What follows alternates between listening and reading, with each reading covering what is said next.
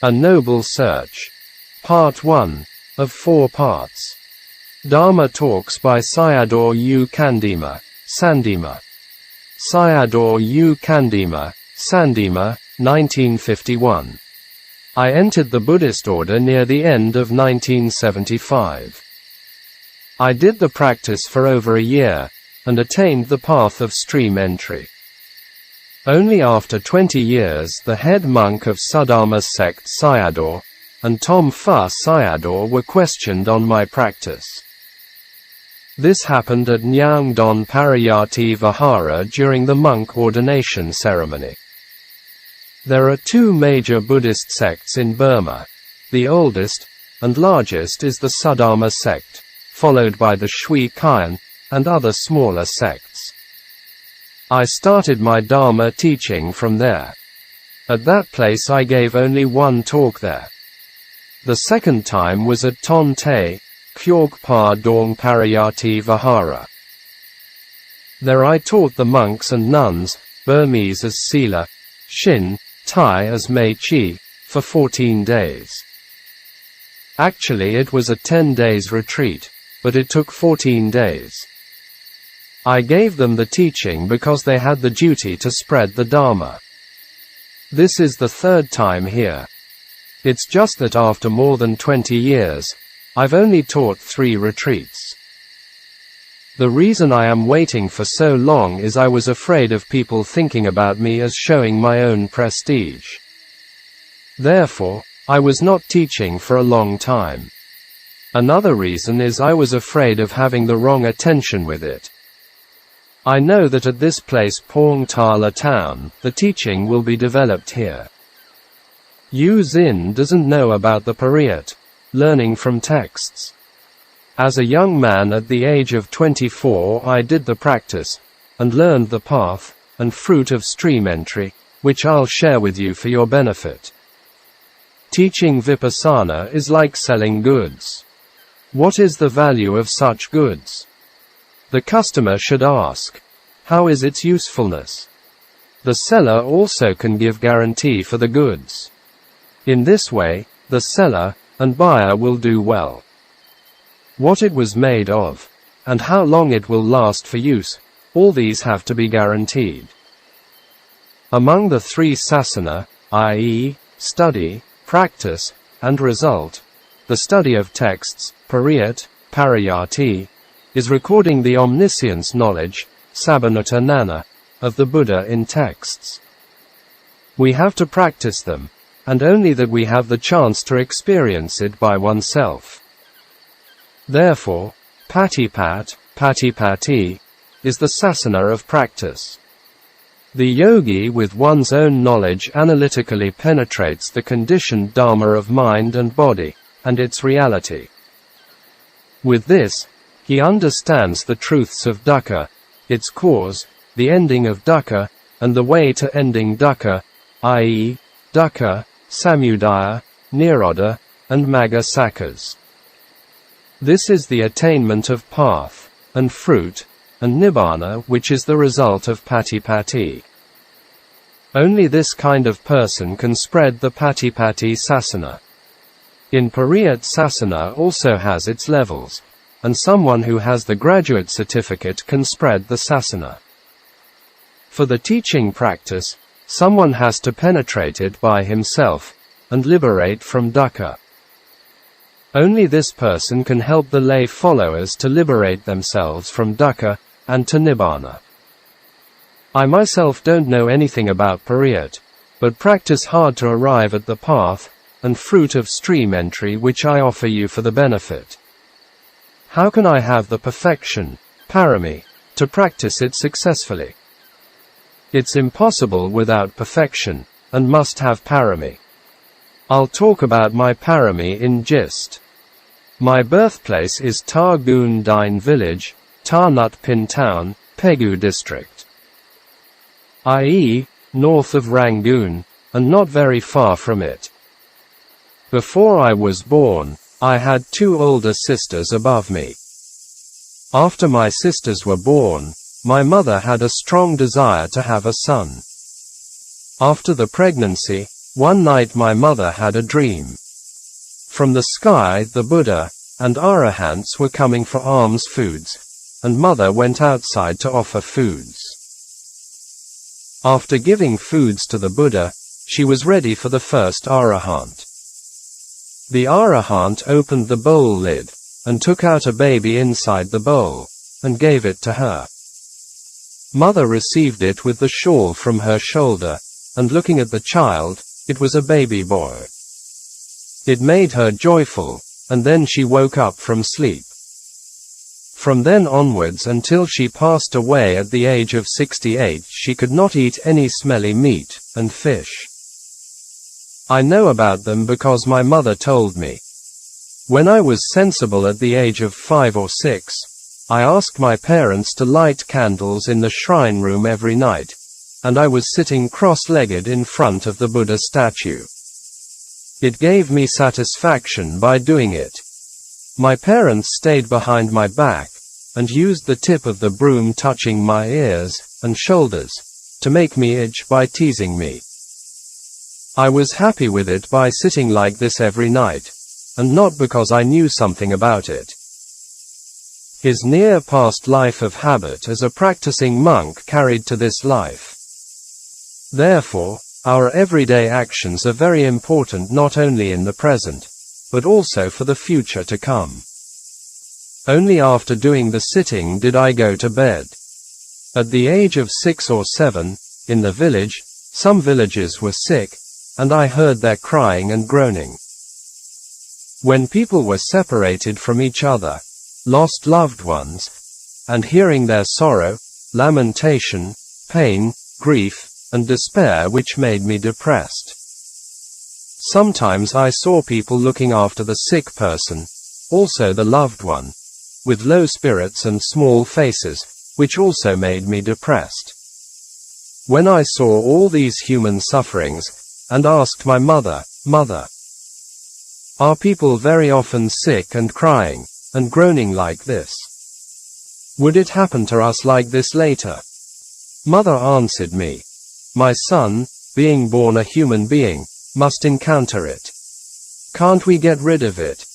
"No. We can't." I became to be afraid and got goosebumps. I thought, one day I will have to suffer with dukkha vedana like this in crying and groaning. And then sorrow was arising in me. Even though I was only a child, seeing these things made me unhappy. I was also unhappy by seeing people became sick, and inviting doctors to see the patients, and looked after them. Later someone died, and I went to see it.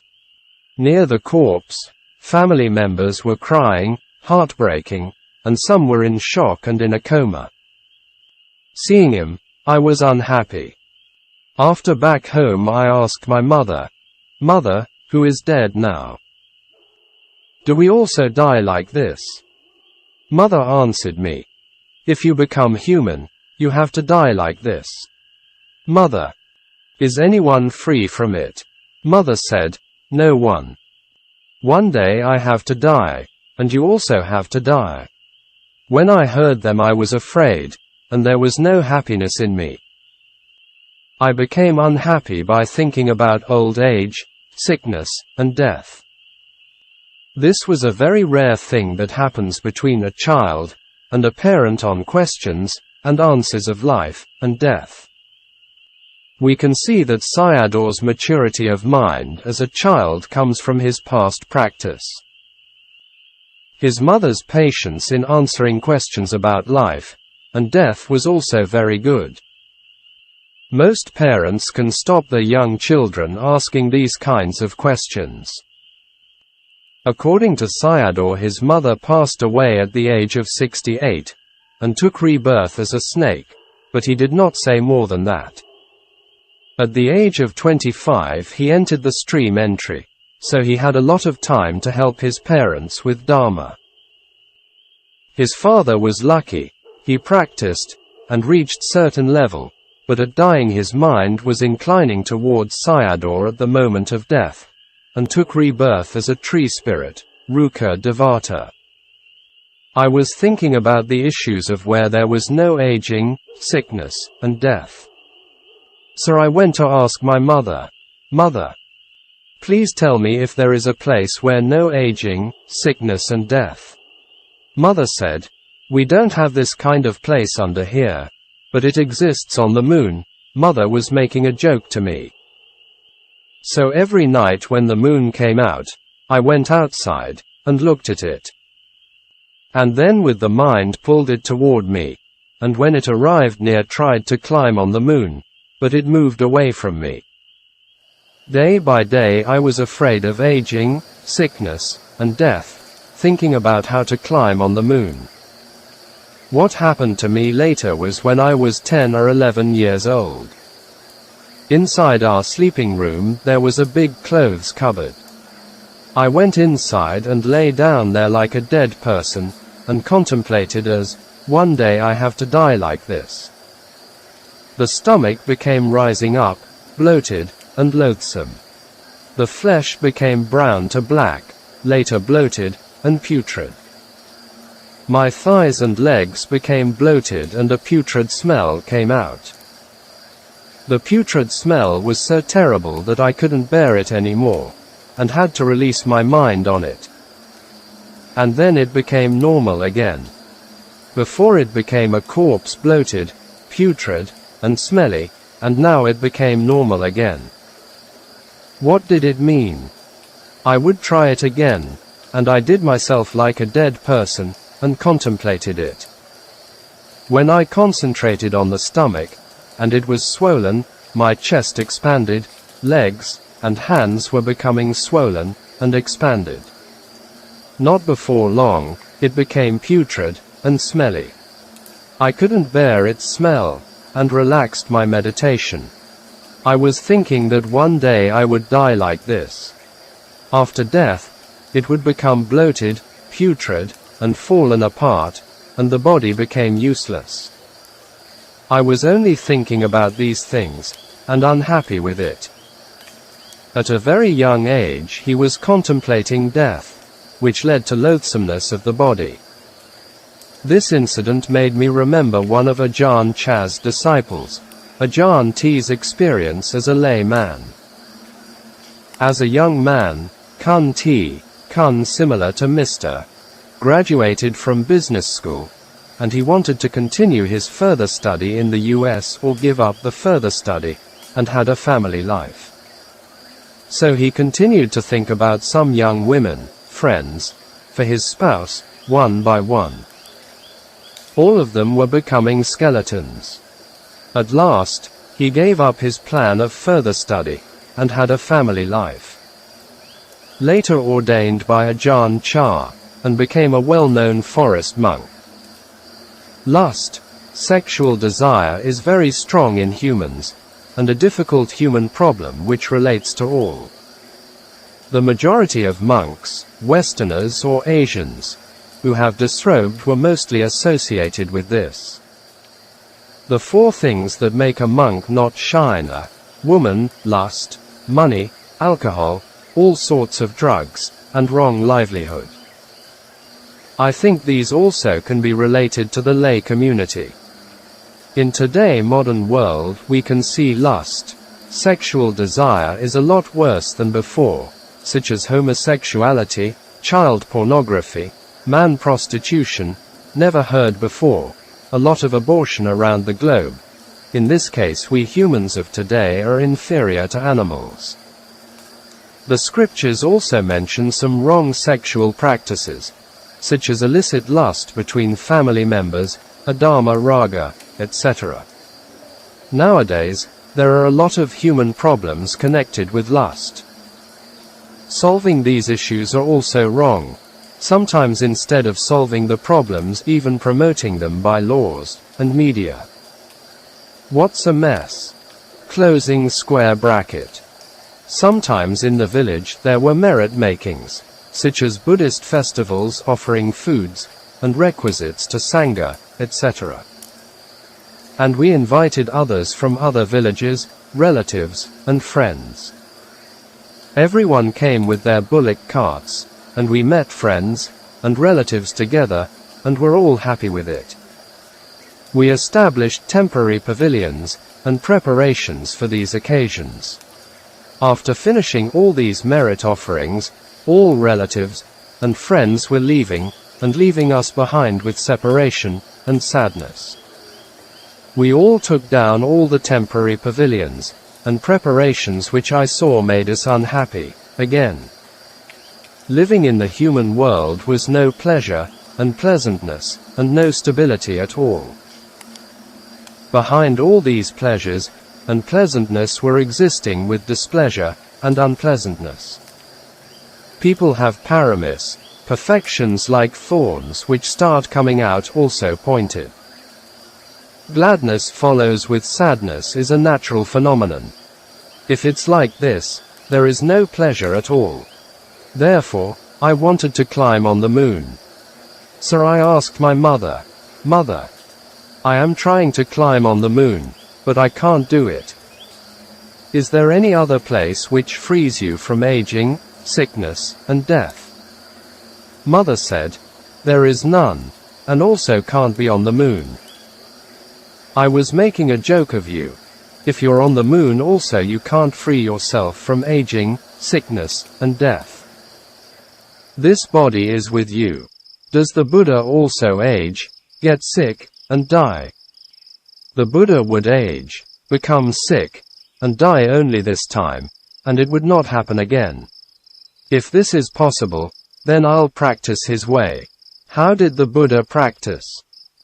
And then Mother taught me how to use the rosary with reciting of anicca, dukkha, and anatta. You'll age, sick, and die for this time only, and never again. And then I began counting the rosary. At night without doing it I would never sleep. Also Father taught me how to use the rosary, such as the qualities of the Buddha. There are 9 qualities or attributes of the Buddha, and a very common practice in Burma, mostly for protection and power. The 3 universal characteristics, i.e., anicca, dukkha, and anatta, counting the rosary for the numbers of one's age, e.g., if you are 50, then counting for 50 times of each one round of rosary, etc. I was doing this practice every night, and observant days, i.e., 4 days a month, up to my high school year of 10th standard, i.e., before the entrance of university. Whatever business I had on every Uposatha, observant day, I never missed it. I was making the determination that I would practice according to the doctrine of the Buddha, and trying my best not to get this khandha, mind, and body. And then I arrived at the 10th level of high school. Here we can see the importance of habitual practice, samatha or vipassana. Sayadaw's past life, as a monk also, habitual practices carried on to this life. Even at a young age as a small child or boy it never vanished. There is a Burmese yogi U Kyor Win, who at the age of 28 started to practice samatha with rosary. When he was a little older, and close to retirement age, he had the chance to Mandalay City with government duty, and arrived at a meditation center which taught the way of Kani Sayadaw's method, Kani Sayadaw 1870 to 1956. He had the chance to sit 2 hours with Anapanasati, and had a good samadhi. Shortly after retired, he went 2 months with retreat at Morbi, near Rangoon, Ratapala Meditation Center in 2005. This is Maizin Sayadaw's center which taught the Kani method. He wrote his 2 months retreat experiences in an essay called Taste of Dharma, Dharmarasa. It seems to me he was quite successful in the practice. This is the benefit of many years of habitual practice of samatha or vipassana. Another example is an Italian yogi named Eduardo. And according to him, when he was in Italy every day he practiced meditation for 2 hours with Anapanasati. Later he went to Burma, and looked for a teacher to practice with. he met Ven. Adhikaram U son Elwan, who taught him Mogik Sayadaw's system, and realized Dharma. Later he wrote a letter to Ven. Adhikaram said that he was teaching at St. Petersburg in Russia. This is also the outcome of habitual practice. Habitual practice is so important for dying near death. We can see this in Chanavada Sutta, Sutta number 144, Majjhima. It can be also said as a wisdom perfection, Panna Parami, for enlightenment. Closing square bracket. At the 9th level of high school, I stayed at my aunt's home in Saketa town. At the 10th level, my great-uncle who was a Buddhist monk said to me that at this level there were many books for study. So asking me not to stay at my aunt's home, and came to stay at the monastery. Therefore, I moved to the monastery. In the rain season, he taught laypeople on the process of dependent arising, Paticcasamuppada, with Mogik circular chart on Da. So I asked him, Ven, Sir, what is this circular chart for doing? I am using this circular chart for teaching people. Ven, Sir, do your Dharma turn circular like this? He knew that I did not understand it, and did not talk much about it. Round of existence, samsara, is turning in this way. If I tell you about ignorance, avijja, clinging, upadana, and action, kama, you'll know nothing about them. He explained to me only that much. This happens in the morning. In the midday I came down the stairs. My great-uncle asked laypeople to sit in meditation, and taught them with anapanasati. I asked him what they were doing. He told me that it was practicing meditation. I said, Does Dharma have two kinds? In the morning you taught them with the circular chart, which is not Dharma. He said, the morning Dharma teaching was showing the round of existence. If you want to come out from the circular samsara, you have to sit meditation like this. I wanted to free from samsara, and asked him, Ven, Sir, is this one of the ways of the Buddha? Yes, it's, I said to him. It can't be, and must be the counting of the rosary. Did you see the Buddha holding a rosary? During the school holidays of observant days my uncle, i.e., during his periods in Saketa, sent me with his car to Shui Dagon Seti for my observance. We can see the strong parami came from his past lives. For most of us young people, let alone practice like he did, they don't even remember most of the observant days. I cannot even remember schools and government offices having holidays on Buddhist observant days, for full moon and new moon. In the time of the Buddha, the Buddhists had it. In samsara, it was extremely rare to meet and have this with the Buddha Dharma in samsara. Therefore, Buddhists should use this rare chance for the practice. I had never seen a Buddha statue holding a rosary.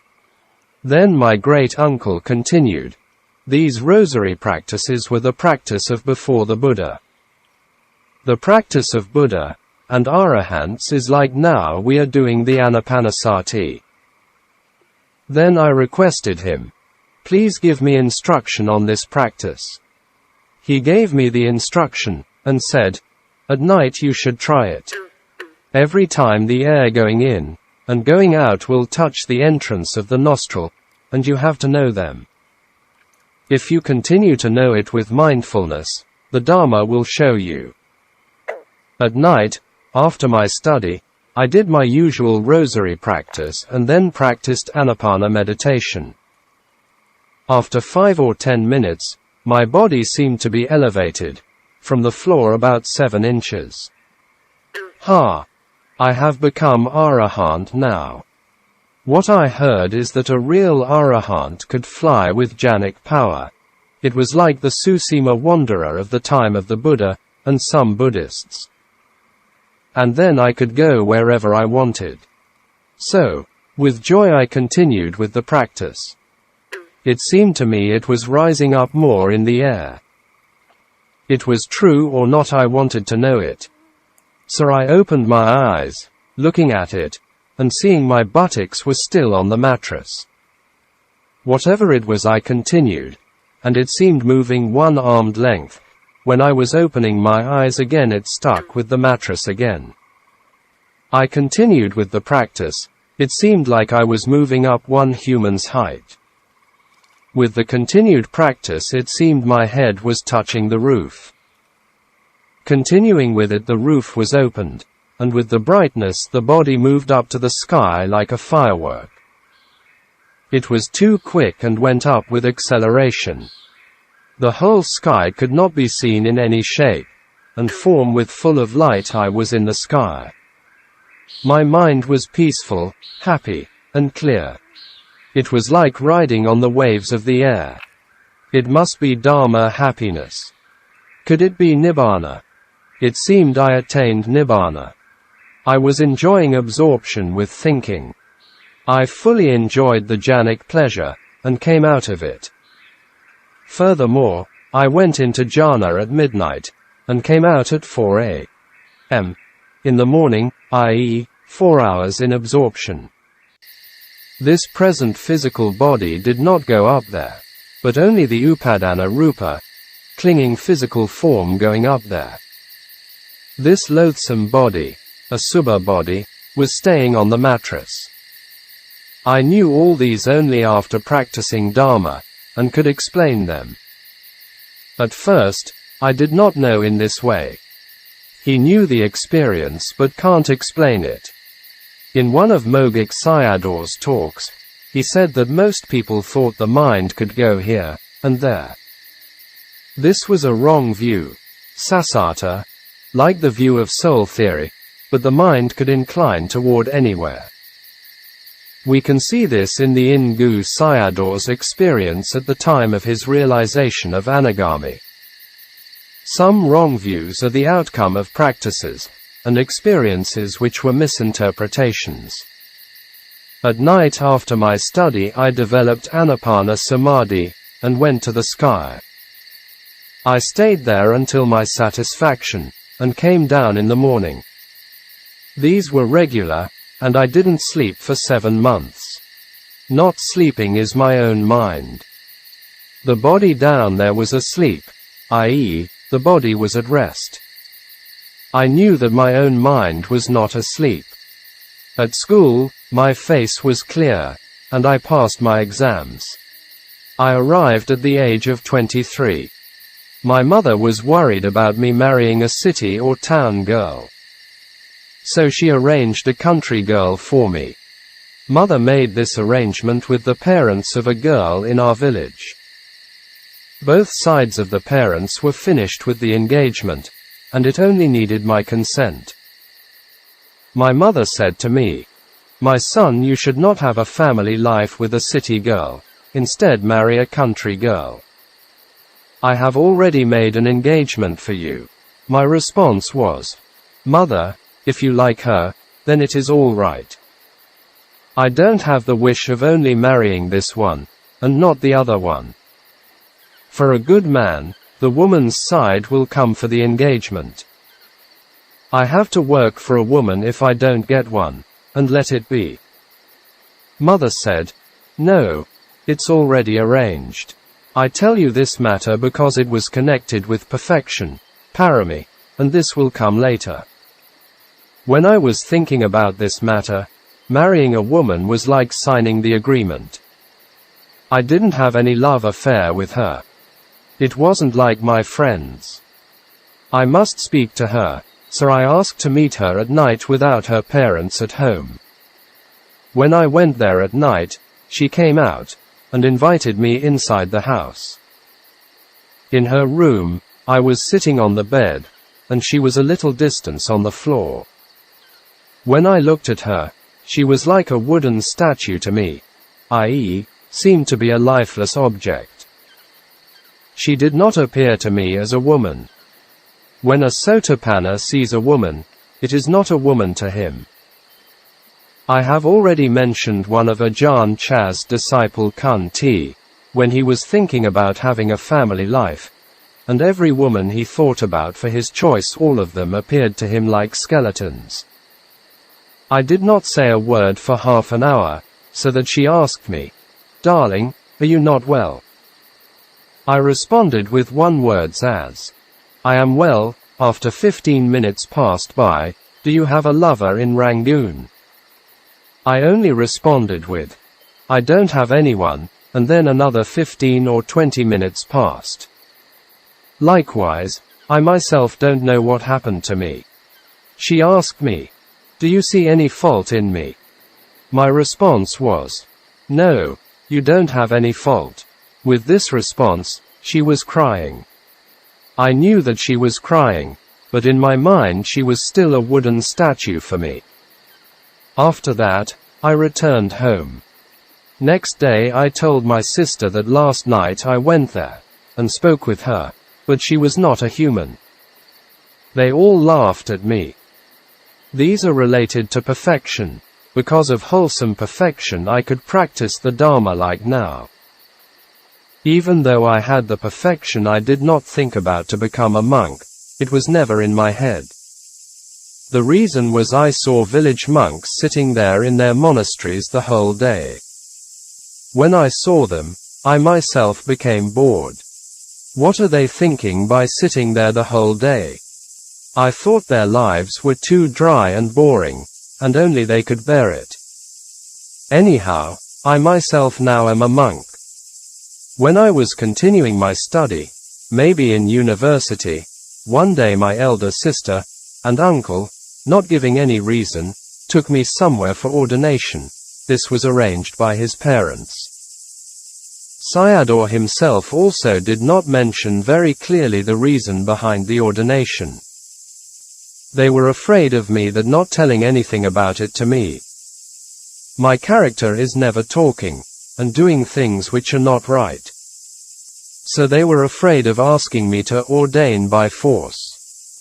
From Saketa, the town where his uncle lived, they brought me to Mingaladan. This is the place where the international airport exists, not far from Rangoon, and Morbi, by car. At Munpai Yanpai Pagoda, it means free from Mara and enemy, there was a 9 days retreat of the Ingu meditation for the temporary ordained monks. Here the working of Kama was quite interesting. He learned Anapanasati from his great-uncle monk who was a teacher of Mogic tradition. Except Samatha practice, he did not learn any important dharmas from him for the Four Noble Truths, Paticcasamuppada, Vipassana, etc. He also did not have any interest in Mogic Dharma.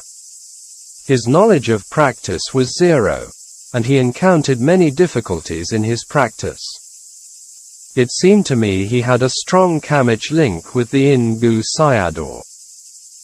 It makes me remember one of Ajahn Chah's disciples, Ajahn P.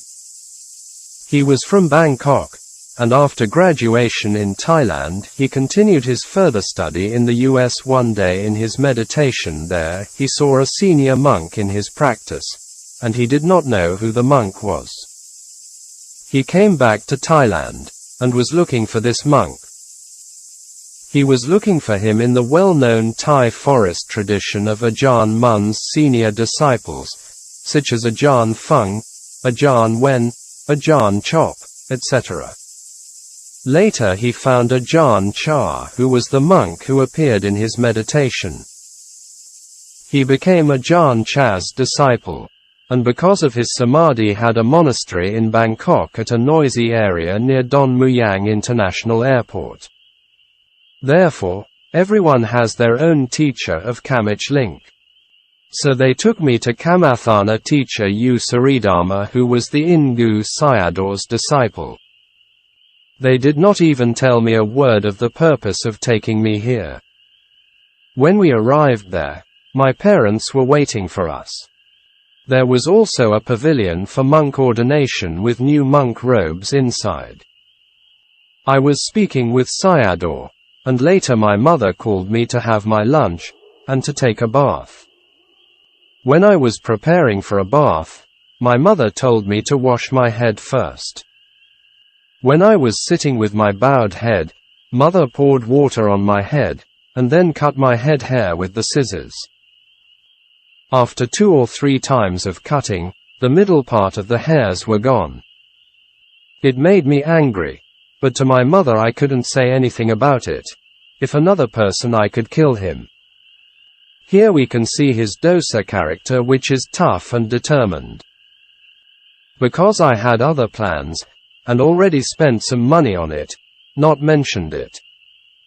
It made me angry and sorrowful, but I let go of the anger and conceit. It was up to my mother's decision to become a monk. When I was young, I always listened to my parents' words, and never made him suffered mentally by opposing them. I did not want to see and make my parents unhappy, and distressed because of me. When my mother became sick, I stayed near her without sleep, as a young boy concerned for her. As a child, when Elle was playing never going far from mother, in case she needed me I could hear her calling. Here we can see Sayadaw as a young child even had the instinct of filial obligations, and practices, i.e., in Chinese Xiao Tao, the foundation of all goodness to arise. So he was a filial son, Xiao Ji, when he was young. I want to contemplate more about moral or ethical education or virtues, which is the foundation of worldly wholesome Dharma to arise, that again supports spiritual development. There is much evidence on this in the distant past or present day. Here I want to give 2 examples from mainland China in short, which were extracted from 2 documentary films. The first one was from Tianjin, Hebei Province. He was called Mr. Gyork, i.e., Chinese family name. He was the head of a criminal gang, and a rich person. Most of his wealth could come from black money or wrong livelihood. Later he met a group of people who were touring the whole China lecturing on Chinese culture and moral education, which were not from books, but directly from their lives and experiences, how their characters and lives were changed. He himself became a changed person, and became a well-known philanthropist. The second person was from southern China, Chaochu District, Guangdong Province. He was called Mr. Shell, family name, and seemed to be from the countryside. He was the leader of a small group of thugs in his area, and everyone was afraid of him. Likewise, he gave a lot of trouble to people there. He exploited people by force and violence. Therefore, many sold their lands, farmlands, and left the place. He got them at a cheap price. Later he had the chance to see some documentary films on moral education and Buddhism, which I have mentioned above. He changed his life in accordance with the teachings of Chinese sages and the Buddha, and became a totally new person. Even his face was changed from unwholesome to wholesome. Later he used the video records on moral education to train people around China in his place. He built a center for this purpose, because he got many lands which are mentioned above. Before he was a violent thug, now an educator on moral education, and also became a practicing Buddhist of Pure Land Buddhism. For their lives can check the following website, www.sxjyggw.org. When I was young I experienced unhappy things, i.e., human sufferings around him, and in this way became a monk. Before I became a monk, one time when I was crossing the Pegu stream, and got stuck in the thick mud, I thought to myself, I must die, and there is no one to save me. It's also very far from the village. I was calling on the Buddha, and not very long the tide water would arise, and except the Buddha no one could save me. After some time, the fisherman Ko Ong Din, who was our neighbor returning from fishing, saw me, and saved my life. Arrived back home, my mother gave me food. I was thinking that when people encountered dukkha they were calling for the Buddha. In that case, what should I do to be near the Buddha? If I was in dukkha I would be near the Buddha. And then I made the following wish. In every life let me encounter dukkha. My whole body was rising up with goose flesh. This is also a parami, perfection. Everyone desires, and for the happiness of human and celestial beings, devata, and making wishes and prayers for these things. But no one is making the wish and prayer of encountering dukkha. This can be said as the spirit of perfection. After ordaining and doing the 9 days retreat, what did my teacher tell me? Only at that time did I hear about vipassana, insight practice. Sayadaw said that one day we must die, and dukkha vedana would arise, and it would kill the patient with great suffering. If we practiced anapanasati continuously without changing, the body would be freed from aging, sickness, and death. After the 9 days retreat, the time for disrobing arrived. Others were disrobed, and I was thinking of should I disrobe or not. If I disrobed, and in the world with my wife and children surrounded with fire of greed and sorrow, I had to support them with my education. I had to be afraid of the suffering related to them. Furthermore, I even was afraid that one day my parents passed away. So I didn't like extra dukkha. After my younger brother was born I said to my mother, "Mother, please do not give birth again. If you do, it will encounter dukkha again." Mother was laughing at me when she heard what I said. They didn't have samvega like me. I was afraid of encountering the fetters, samyojana, and sufferings, dukkha, by increasing one person, a family member. If mother was pregnant, I didn't let her see me, because I was afraid of the fetters. If I had a family I would meet with the fetter of my wife and children. I am determined not to let these things happen to me. When I was thinking about the disrobed monk, the reason for their discontinued monkhood were the matters of family members, work duties, etc. They replied to the abbot as they wanted to continue the practice because of other duties that they had to leave. What I remembered was, men were caught up in traps, but I was free from it was up to me. If I followed them, I would catch up in the trap. So I was afraid of being caught up in a trap. Sayadaw had a fiancé, but it did not affect his mind. It was the same as Chao Kun Nor, who was temporarily ordained for his deceased master His Majesty King Rama VI, and after disrobing would marry his fiancée. He changed his mind, and continued his practice in a kuti for 45 years, a noble warrior. Most disrobing cases were related to women.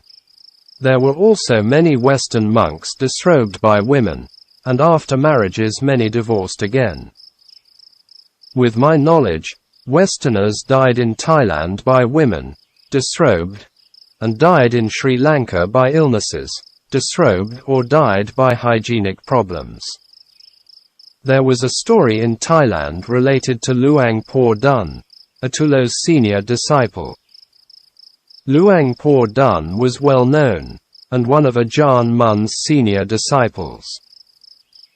He was a bit like a Zen master, and one of his well-known teachings is that Chitta is Buddha. His senior disciple was 60 or over 60 of age, and an abbot of a monastery. One day he told his monks he would give up his robes. It shocked the monks and lay followers. The reason he gave up his robes was he wanted to marry a daughter of a faithful follower. No one could persuade him to stay in robes. Later, the news arrived at Luang Por Dun. Luang Por also stopped him, and tried to change his mind. At last Luang Por became impatient, and scolded him as follows: "You're not looking at your mind, instead looking at the woman's." A Noble Search. Dharma Talks by Sayadaw U Candima, Sandima. Part 2, of 4 parts. I requested Sayadaw, his meditation teacher, then, "Sir, please show me the way. I want path, and fruit, and nibbana, magga, and phala. Could you show me the way to achieve this?" Only Sayadaw had attained the magga, phala, and nibbana can teach me to attain it.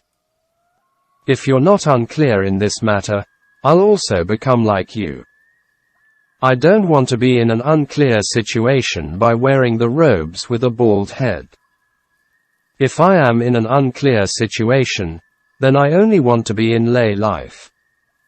So please give me a guarantee. Sayadaw's response was, "I am looking for this kind of person. I give my guarantee to you," and then I did not disrobe. Sayadaw talked about his tough and hard life of school years in the village. I had studied a year in Ukkaṭṭha, i.e., Tham Lin town, and from there to Rangoon, already mentioned above. I had my education with difficulties, and a hard life. I was worrying about wasting all these matters, and also I was a young man. Here we can see his seriousness in practice, and a monk's life. He must achieve something in Dharma instead of wasting his life without any result. I was thinking about another point. Sariputta and Mahamoggallana were rich men, and Anuruddha was a prince, even though they could wear robes. I was nothing special about, and why should not I let go of worldly matters? With these thoughts, I uplifted my spirit. In this way I continued my practice. March and April were very hot, and at these time there were very few people. Sayadaw taught Dharma only at nighttime, very hot at daytime. In the daytime I went up to Kyork Wine Seti at Kyork Galat. I sat in meditation in a cave at the middle platform. I couldn't control my mind. Likewise, I tried to establish anapanasati, and the mind with sensual pleasure related to young man was arising in me. I sent my mind to the entrance of the nostril, but every time it ran away from it. I became low-spirited. Furthermore, I took the face towel which was on my shoulder, and looked at the white towel and recited as, it's white, etc. With the reciting, the mind went out very often. With a lot of sense objects arose, and I couldn't control it. In practice the meditation object disappeared, and after 15 days I went to ask Sayadaw to give me a method to control my mind. He told me, "You would not get it this way. With going and coming has sati. You must have sati when going for alms round, and wearing your robes. From going, stepping etc. Have to stick with sati. Your mind and body always have to be stick with sati."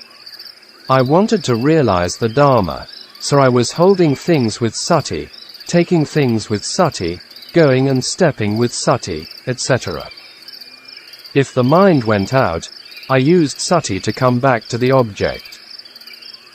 In this way I practiced for 15 or 20 days, and my practice was becoming stronger.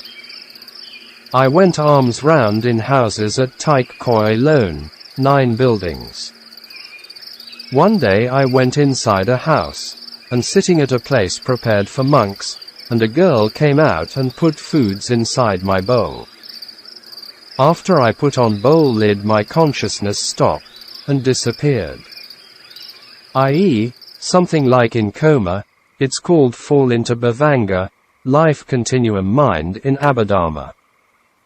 When Luang Por Tate Dasaramsi, one of the Ajahn Mun's senior disciple, was a young monk, he always fell into this state while sitting in samadhi. If someone can't correct it, it will become a habit and affect the practice. The present mind and body was not sticking with the conceptual object, and ceased or stopped. The object of perception or concept disappeared. That I did know myself, and the normal mind was stopped, and I didn't know to get up. The girl also had to sit in front of me. After some time my sati came back, and became frightened. Later, I told Sayadaw. Then, "Sir, when I was receiving foods, my sati disappeared, and it became a problem. It's better for me to temporarily stop the house alms round." Sayadaw's response was, "No, don't stop it. You're not stealing other people's properties, and not insulting them. It comes from practice, and no fault at all. Who is blaming you? No one. Then, sir, in this case, you continue the practice." After that, I asked Sayadaw's permission to go back home, and see my parents for a request to spend Vasa, rain, here. Here we can see Sayadaw as a good son or a filial son according to the Chinese culture standard. Actually, he had no need to do it, but his parents did not know about his commitment for a monk life. He would come back home after the 9 days retreat. After seeing my parents at home, I returned to the monastery. Then I met the female followers, Upasikas, again at Taik Koi Lone, 9 buildings. At present with respect, and over faith, Sada, became craving, Tanna. I thought they were extreme, and also didn't know me before. And then I went to talk to Sayadaw about it. Candima did not mention what really happened to him. Anyhow, he was extremely careful about his practice and monk life. After listening to me, he said, "Yes, you can't continue to stay here. If you continue to stay here, there will be danger." So he sent me to the Ingu Meditation Center in Morbi. At night, when I sat for meditation, and understood the reality behind the incident. In my past life, it seemed the near past life, I had practiced here as a monk. At that time this place was a deep forest. At the beginning of the 20th century, in Thailand, there were also no clear boundaries between villages and forests. Outside the villages were the forests. Every day on alms round I left some extra food for a group of cats family in the forest. This group of cats came, and ate these foods. Therefore, I had intimacy with these cats. Because of the past fetters, samyojana, it continued to this present life.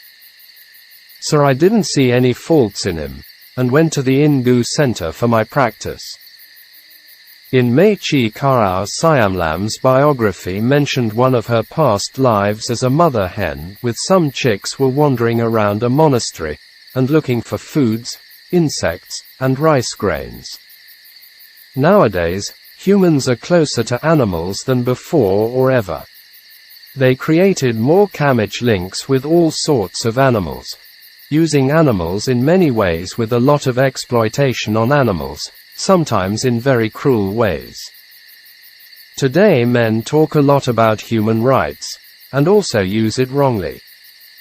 Do they ever think about animal rights? With animals, humans create a lot of environmental problems around the world. I arrived at the Ingu, and on 12th of Na Yon, i.e., roughly in June, and I started my practice there. Even after a month I didn't have any realization. With breathing in, and breathing out Vedana arose, i.e., Dukkha Vedana, and then breathing strongly to overcome dukkha vedana was becoming a practice. In the instruction when painful feelings arose, and asking the yogi to breathe strongly again. When it was freed from anapanasati, the mind returned to dukkha vedana. When vedana became unbearable and I had to re-establish anapanasati. Sometimes with good jhana it was freed from vedana. Here the language Sayadaw used did not represent the exact meaning. Good jhana was not the real abortion state, but represented strong samadhi. We can never be free from feeling. One type of three feelings always exists as one of the five khandhas. Freed from vedana meant I could bear it. Sometimes it fell back on vedana, i.e., vedana pulling the mind down to its place. What did Sayadaw say about it? I.e., referred to the in-gu Ukkaṭṭha. He taught, hot, stiffness, tightness are vedana, numbness is vedana, to vedana noting it as vedana, from Sayadaw Ukkaṭṭha's talk. I had to note them as vedana, but I didn't know about it. I had listened to other talks also, and didn't know anything about them. Likewise, I did not know about insight practice, vipassana. Here we know about the importance of study, pariyat or nata parina.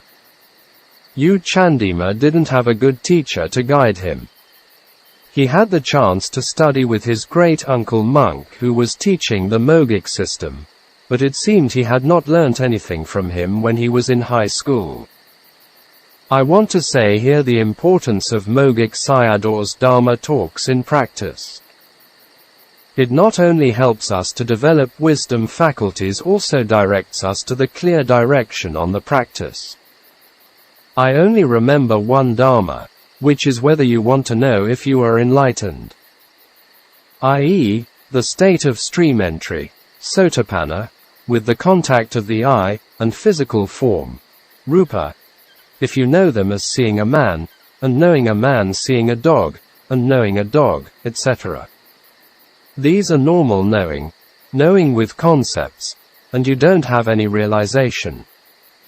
I only understood this one. The other things are the five khandhas, etc. I did not know anything about them. In the practice, the normal knowing of seeing man, and knowing as man, seeing dog, and knowing as dog. It's not the realization yet. But if you are seeing man, and not knowing as man, seeing dog, and not knowing as dog is the realization. I only knew this one. And this was a manual Dharma for me. Now I have attained the Dharma with this one as my manual. The teachers taught the students as, noting the hotness, stiffness, and tenseness as Vedana, and continue to observe them. Then I went to ask my teacher, Ven. Sir, should I note the hotness, stiffness, tenseness as Vedana? He said to me, yes, it's, then I noted him as, hotness is Vedana, stiffness is Vedana, Vedana, Vedana, etc. When I checked it I only knew hotness, stiffness, and aches, and pain, but didn't know Vedana, i.e., get lost in words, and concepts. There was an old nun who looked after me. Her name was Dor Mitara. She herself also was a teacher. It seemed teaching the nuns, and lay women. At night, I went to ask her my problem. Then I asked her, Sayadaw, when I practice, note the hotness, stiffness, and tenseness as Vedanas, but I don't know about Vedana. I only know hotness, stiffness, and aches only. How should I practice knowing Vedana? Sayadaw did not continue to talk about how the Mechi Dor Mitara responded to him. He stopped here. I guess Dor Mitara would answer the same as his teacher had said before. Sayadaw is the Burmese word for teacher and is the name given to nuns by monks and lay alike. Upasakas and upasikas, You have to listen to this talk with wisdom ear to learn from a person who didn't know about the practice. I was noting the hotness, stiffness, etc. But I didn't know about Vedana. I myself was a science student before. So, how to practice it? How to note it? What is the reason for it? What cause leads to what result? I could only practice by having references and evidence. For example, in geometry, a type of mathematics, two triangles are equal. In this case you have to prove it. I had the genetics of science with me, Beja. I myself had the habit of saying and doing things according to the truth. If it means nothing to me, even if it's a step, I won't do it. Now I don't know why the heat, stiffness, etc. are considered Vedana, which makes me feel unsatisfied. So I asked Sayadaw. Then, Sir, I note hotness, stiffness as Vedana, but I don't know about Vedana. How do I contemplate it? Sayadaw's reply was, Then, if you have hot, cold, and stiffness, it's pleasant or unpleasant. It's unpleasant, then. Sir, in this case you have to note it as dukkha. Did it happen on its own, or did you do it? It happens by itself, sir. Then you note it as anatta, not self. Are these natures permanent or impermanent? It's impermanent, sir. Then it's not permanent. You note it as anicca, inconstant. I thought as I had the method, and practiced it again. All these instructions were according to Buddha teachings, but the knowing and the reality were not in accordance with the Dharma, so it only became concepts. Before Vedana arising I practiced Anapanasati, and when Vedana arose as an example, hotness arising from its nature, and I recited it as anatta, etc. So my mind became tired. When I looked it back, hotness is only known as hotness. I didn't know it as anatta, and only the reciting of anatta existed. The instructor of meditation, Kamathana Acharya, had to give the instruction suitable to the character of the student, and not taking everyone as the same. People had different knowledge, Nana. This was the most important in giving instruction. The teacher must give guidance appropriate to the practitioner's shallow or deep knowledge, and his scope and perspective. I wanted to know the nature of cause and effect.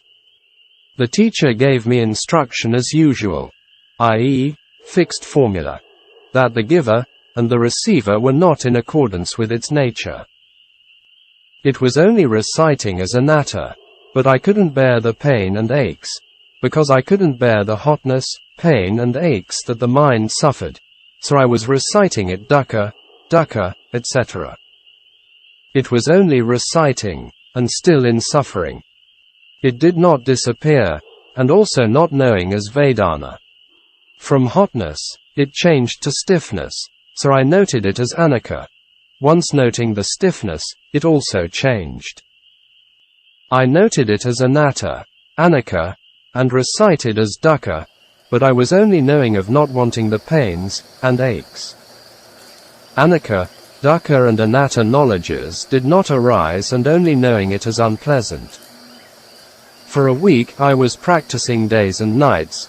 The practice was not developed enough that it made me disappointed.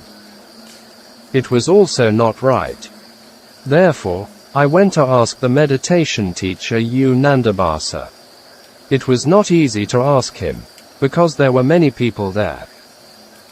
He could shave head hair, so I had to wait until my hair was long enough. Only shaving the hair, I approached him friendly, and asked my question. Then, Sir, I am noting the hotness, stiffness, and tenseness, but don't know Vedana. To the nature of the element, I know only unpleasantness. How should I practice knowing Vedana, and without unpleasantness. His answer was, "Friend, if hotness, stiffness, and tenseness arise, it has to be noted as Vedana." Friend is the Pali of avuso, in Burmese, Kodao. Here we can see the system or method of practice with no clear explanation about the system. Later we will see when U Candima became a teacher himself, he explained his teaching very clearly about the three trainings of Sila, Samadhi and Panna. If we study Mogik Sayadaw's talks, we also understand the importance of the teacher, and Nata Parina before the practice. I myself have practiced like this, and noting is useless for me. But I'll note it again. So I continued the practice with noting. Noting was one thing, and the experience, i.e., feeling of dukkha vedana, was another thing, only knowing the unpleasantness, and not led to wisdom, panna. I was practicing for over a month now, my skin was burning, and my bottom was with injuries. Here we can see the seriousness of his effort in practice, similar to the great yogis of the past. It mentioned the following incident in Tibetan yogi Milarepa's biography. Once one of his disciples had to leave him, so he sent his disciple on a journey. When it was time to leave and say goodbye, the disciples asked him to give a short teaching. Milarepa turned his back towards him, and bending his body a little, and lifted his sabbing, i.e., lower clothes, and showed his bottom to him. It looked like a hard rock dark with hard flesh, and skin, an excellent meditation teaching. There was also a famous Japanese Zen master Ban Kai, whose well-known teaching was Unborn. One time he stayed in a cave, and did a lot of long sittings that his bottom skin was worn out with blood. 18th or 19th century. Long hours of sitting without a proper samadhi is a difficulty to do. Ajahn Mahabua also did long night sitting, from evening to morning without change. His intention was to understand dukkha vedana, and how much he could bear it. According to him, if someone overcomes it, however strong dukkha vedana arises, not a problem at all, especially at near death, and dying. Some Western Buddhists look down on Mahasi's system of noting method in the Satipatthana Sutta. This is developing vipassana samadhi. When it is developed, one can bear the dukkha vedana. In southern Burma, Morn State, New Don Town, there was a well-known teacher called Bhikkhu Sayadaw, and his teaching was Mahasi system, but the differences between them was in sitting. He encouraged sitting for long periods of time, and some people could sit for 6 hours, 8 hours or 12 hours at a time with this noting method. Sayadaw himself was an example, including some of his close disciples. Without strong samadhi and insight, nobody can sit that long. Once I was in a Thae forest monastery, a monk named Ajahn Tong. After the evening puja 7 to 8 p.m., he went into jhana state, and came out at 4 a.m. exactly by himself before the morning bell rung for the morning puja. Closing square bracket. From the morning 6 a.m. to 10 a.m. was one sitting, and from midday to 5 p.m. was another long sitting. At 7 p.m., we had to do the evening puja. I went to see Sayadaw and told him, "Sayadaw, I don't want to attend the puja. I don't have enough time for practice." So Sayadaw designated a place in a sima for me to do my practice. He also gave other monks permission if they wanted to do the practice. From then onwards, from midday 12 p.m. to nighttime 7 p.m. I did one sitting. I desired for the Dharma, and no need to reduce the price like in business. Most people, in most centers, did the sitting for an hour only. They thought that 1 hour was enough. However, what was the use of just 1 hour? I was wishing for the Dharma that I had to sit for to attain it. If you didn't succeed, then it was only wasting the time with the numbers of sitting. This reflection is important for young serious yogis, man or woman. I must practice to attain, and with the desired mind, chanda, I did my practice. In one of Mogic talks, it mentioned yogis should practice with samvega, chanda, and mana for attaining of Dharma. The practice and progress did not match, and all that remained was pain and soreness every day. It took me a long time, but I didn't find the way out. I tried to run away from Vedana with only a short time, and fell back into it. Only with Anapana practice, I freed myself from it, and without it, I became unpleasant again. I was not freed from dukkha. How should I practice this Dharma? And then I was praying for the Buddha. I could not rely on my teacher, so I prayed to the Buddha, but he did not teach me. I was afraid of the 4 woeful existences, apaya. Fear of aging, sickness, and death sufferings was also this mind. The female boss Visakha, and Anathapindika boss became stream winners, Sotapanna, and enjoyed the sensual pleasure in havens. They were also in this mind. This mind was changing in various ways to express its nature, which I became understanding of. It was arriving at insight. When doing the practice, I didn't get what one's desire was, and thinking as follows. In the past, Arahants attained absorption, jhanas, before I also had attained jhanas. Attaining of jhanas must be Arahant. Therefore, I practiced Anapana up to jhana levels. After attaining it I went up to the sky as before, and came down again. I was playing jhana in different ways. After that I was opening my eyes, and when seeing a nun, and only knowing as a nun. In this case, if seeing man, and knowing as man, seeing dog, and still knowing as dog, then my practice was not attaining the Dharma Nibbana yet. I deviated from it, so what should I do to achieve Dharma? I didn't see the trace of the path because I didn't get the good method and the right way. Therefore, I myself teach you with guarantee with the right method, and right way. I am concerned for you not to happen the same as me. I am teaching you with this kind of saddha. I was practicing until my buttocks were like falling apart with the skin falling out. After the sitting, if I got up my buttocks, and robe was sticking together. I had to use my spittle to separate it. I was practicing without getting up, and also not thinking of getting up. Attaining jhanas also was not arahant yet. Was it an arahant by seeing things? i.e., divine eye. In this case I must establish the vision, and I practiced for it, and attaining the light element, dhatu, or the clear element. With this, I was looking at celestial beings, and their heavenly mansions, forests, mountains, clouds, and on earth, seeing living beings, worms with different shapes and forms.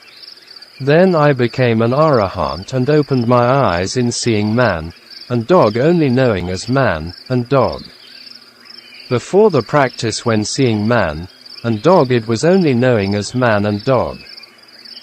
After the practice it was not making by oneself only with the internal normal mind, and looking at also still seeing, and knowing man as man, dog as dog. This was still not the Dharma. Then what were the other ways? I was looking at things which were appeared by itself. With this mind it was purified. I would control the mind to be calm. With a lot of control, the mind became calmed down, and ceased in a blip.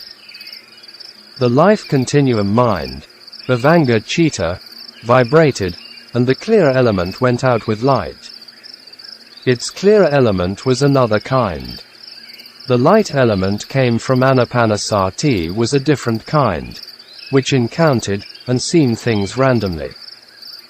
The light element now was appearing with brightness when I wanted to see anything, and it was like looking at things with a torchlight.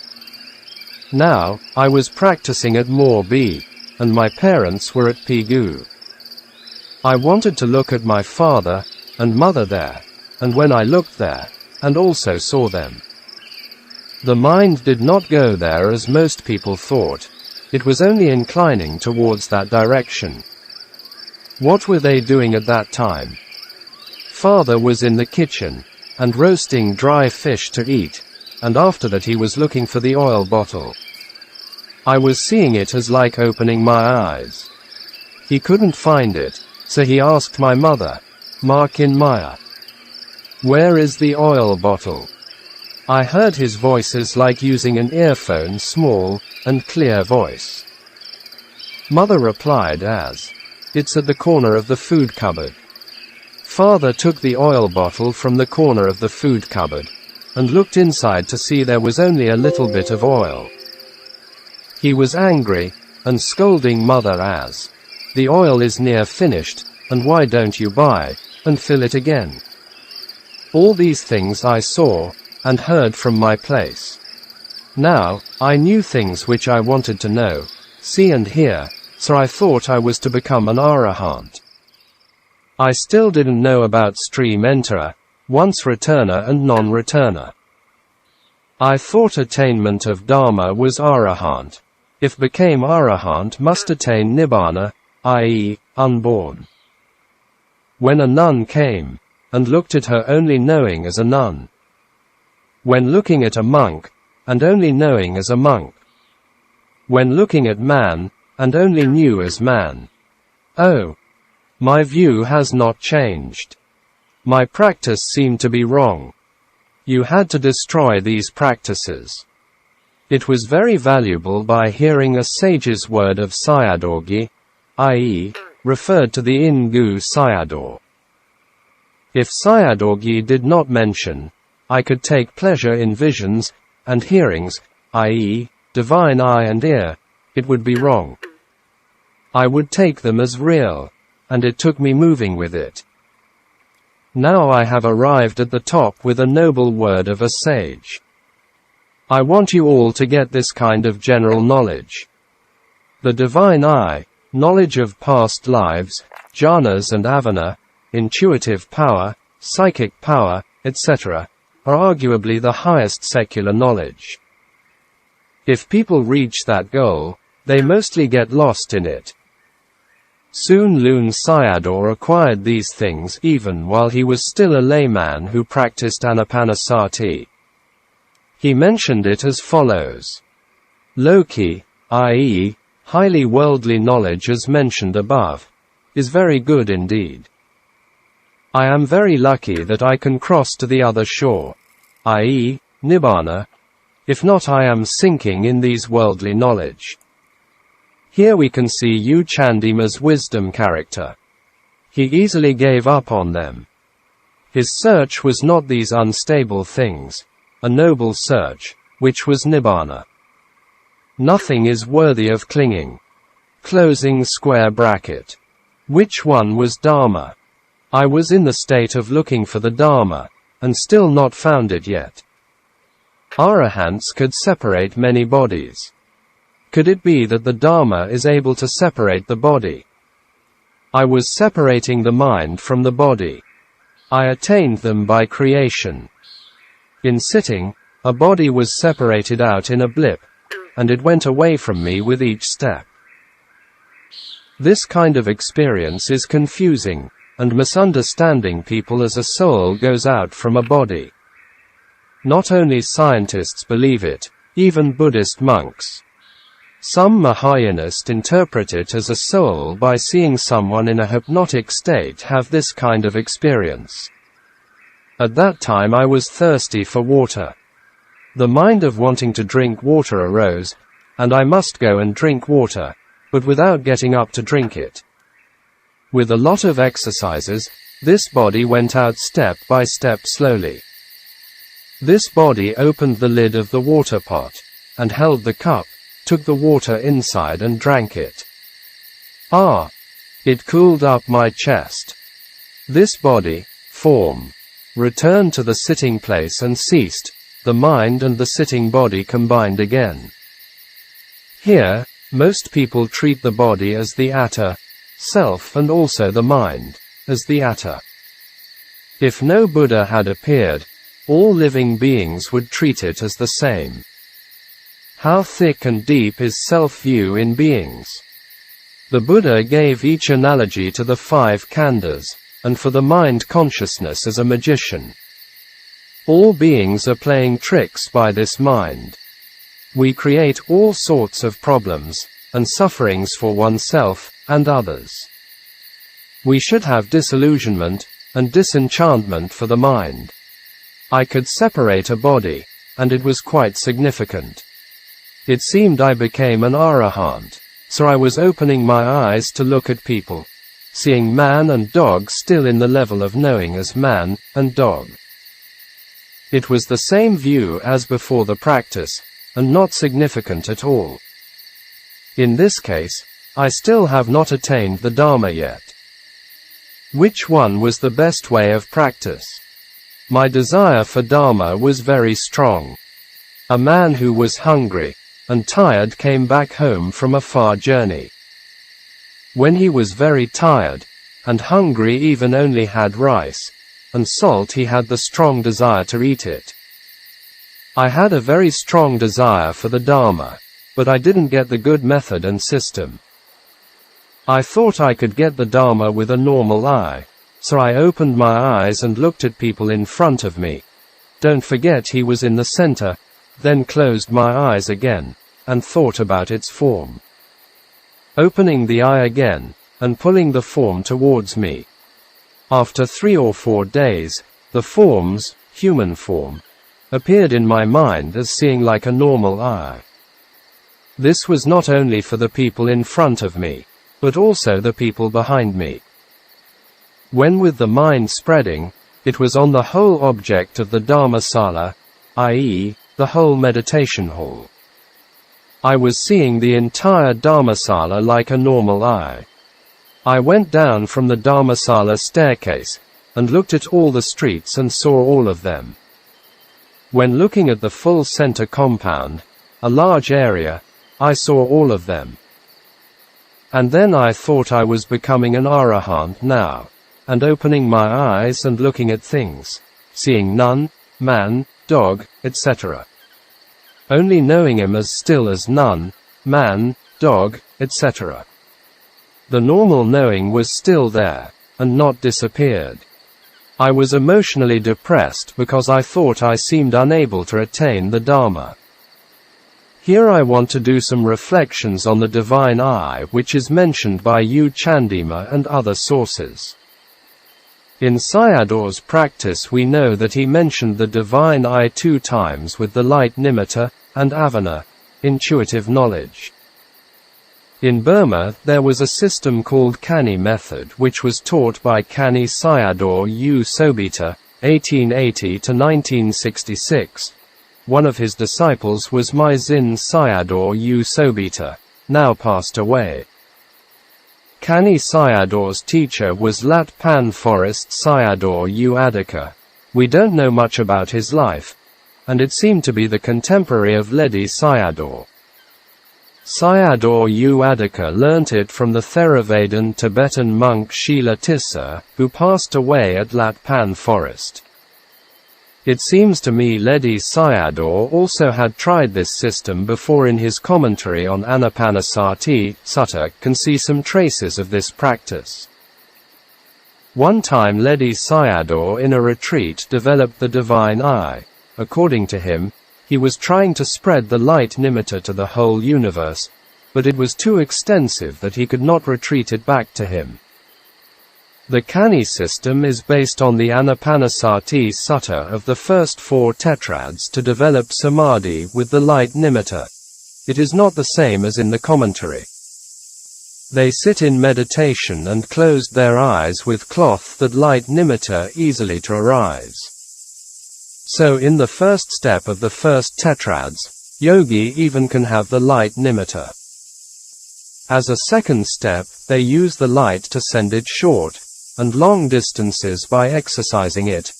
As the third step, send the light inside the body up and down accordingly, knowing the breath in the beginning, in the middle, and in the end, the full breath. Later send it outwardly. When the practice is mature, they can use the light to see wherever they want. There was an interesting story about Dorkin Thae, a female yogi from Myanmar. She was the niece of Sayadaw. Mai Zin became blind at the age of 3, not mentioned the cause. At the age of 42, Sayadaw taught her Anapanasati, and developed the light nimitta. Later, Sayadaw asked her to see the Mahaseti in Buddhagaya in India. She said that she could not find the Mahabodhiseti, but instead she saw a four-sided a tall structure which going up becomes smaller and smaller. She did not know that what she saw was the Mahaseti, because she only knew about the shape and form of the setis in Burma only. Dorkin Thae did not possess the vision of a flesh eye, but she possessed the Dharma eye, Dharma Kaku. Closing square bracket. I re-established the Anapanasati, but I didn't do it blindly as before. You all have to know that you can't do work blindly. He was a good example here. In Vipassana practice there are Sakka Nana, Kika Nana, Kata Nana, Yathabhuta Nana. In simple words, they are knowledge of study, knowledge of practice, knowledge of result, knowledge of the things as it really is. We have to analyze and reflect on them. I was doing what the teacher had told me, but I didn't know why I had to do it. I didn't know what was necessary for the goal. Why did he ask me to do it? He didn't explain him to me. The teacher didn't tell me clearly about the practice. I myself also did not know the differences.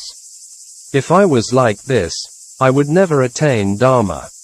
Why have to establish Anapanasati? The Buddha became a Buddha with Anapanasati. Dharma must exist in Anapanasati meditation. I was doing Anapana in a natural way, mindful of the nature of in-breath and out-breath, and knowing the contact of the nostril with the in and out breaths. I didn't do it blindly as before, breathing in shoe shell, etc., not doing it without any reason, and doing it mindfully. Carefully with mindfulness, I was mindful of the touching nature from the beginning to the end. I was mindful of the breaths touching the nostril, and knowing about them and their vanishing. These did not fit together. I knew it only after it arose, and after it vanished, i.e., not in the present moment. I reduced the quick air into balance with mindfulness. After it was leveled out, knowing him only when it is just arising, and it is just passing away. My desire is to know in these things what made that Dharma exists. A Noble Search. Dharma Talks by Sayadaw U. Candima, Sandima. Part 3, of 4 parts. Vithicita, consciousness belonging to a cognitive process, or process mind, arose in my knowing of rise and fall. With balanced sati, do not let it be more than necessary and it becomes balanced, and then knowing him just arising and passing away. With the touching, and knowing arising, I was knowing it. When it passed away, and I was knowing it just passing away, i.e., magga fit in with the rise, and fall which very often mentioned in Mogic talks. After that, life continuum mind, bhavanga chitta, ceased. In Burmese, the usage is fallen into bhavanga. From the rise and fall of touching and knowing, it fall into bhavanga. It was like fanning with a fan. Bhavanga vibration. Dharma existed in Anapana that I let my mind return to the touching point of the nostril. With a vibration Bhavanga pulled the mind back to it. Oh. What was that? I was looking Dharma at Anapana. But something which I didn't know was pulling the mind back to Bhavanga. In Burmese using the short form of Bhavam. I returned the mind back to the knowing of touching, and vanishing. Furthermore, I didn't do it blindly like before. You all have to be careful as if in practice you encounter something, have to reflect why it happens. What is the result of it? Etc. These kinds of investigating nature, observation nature, and reflective nature is the seed of getting insight knowledge. So don't do it blindly. Otherwise, you can't achieve your goal with it. With mindfulness, I knew the arising and passing away of it, observing it with knowledge. Nana, the knowing mind disappeared in a blip. I thought if it didn't stay where I led, then let it stay where it was going. So my mindfulness stayed at Bhavanga. Before I didn't know about Bhavanga, and its existence. Consciousness arose, Vedana arose, etc. Knowing them and its disappearing. When Vedana arose, the mind at Bhavanga moved to Vedana. Who was this culprit? What did it mean? When I let it on Vedana, it was unbearable. The above process seems similar to Bhavanga Chitta and Vitachita Chitta arising and vanishing intermittently in the Abhidharma mind process. This was the result Dharma. I wouldn't let it happen again. This mind desired for Dharma, afraid of ghosts, desire for Nibbana, afraid of samsara, and it wanted to be free from samsara. After it moved to Vedana, and not stayed there, and ran away with fear. The Bhavanga or chest area became tense. What did that mean? As Vedana increased, more tensions arose. The mind was suffering, and tired of it. Vedana increasing underneath was nothing to do with the body khandha, i.e., becoming tense at the chest.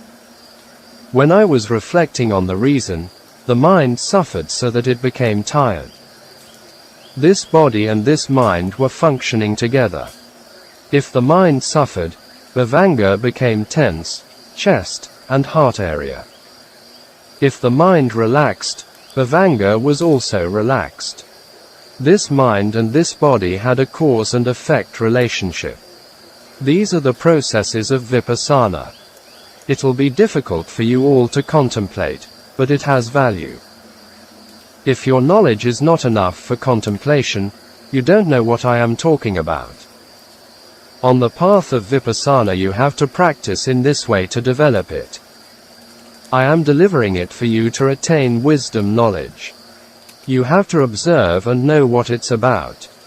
Before practice, the Bhavanga was not tense. With practice, Vedana arose so that Bhavanga became tense.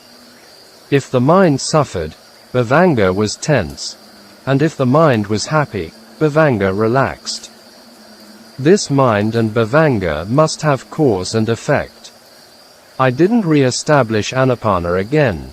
Instead at Bhavanga, I looked after the mind not to be tensed, and looked after the Bhavanga not to be tensed either.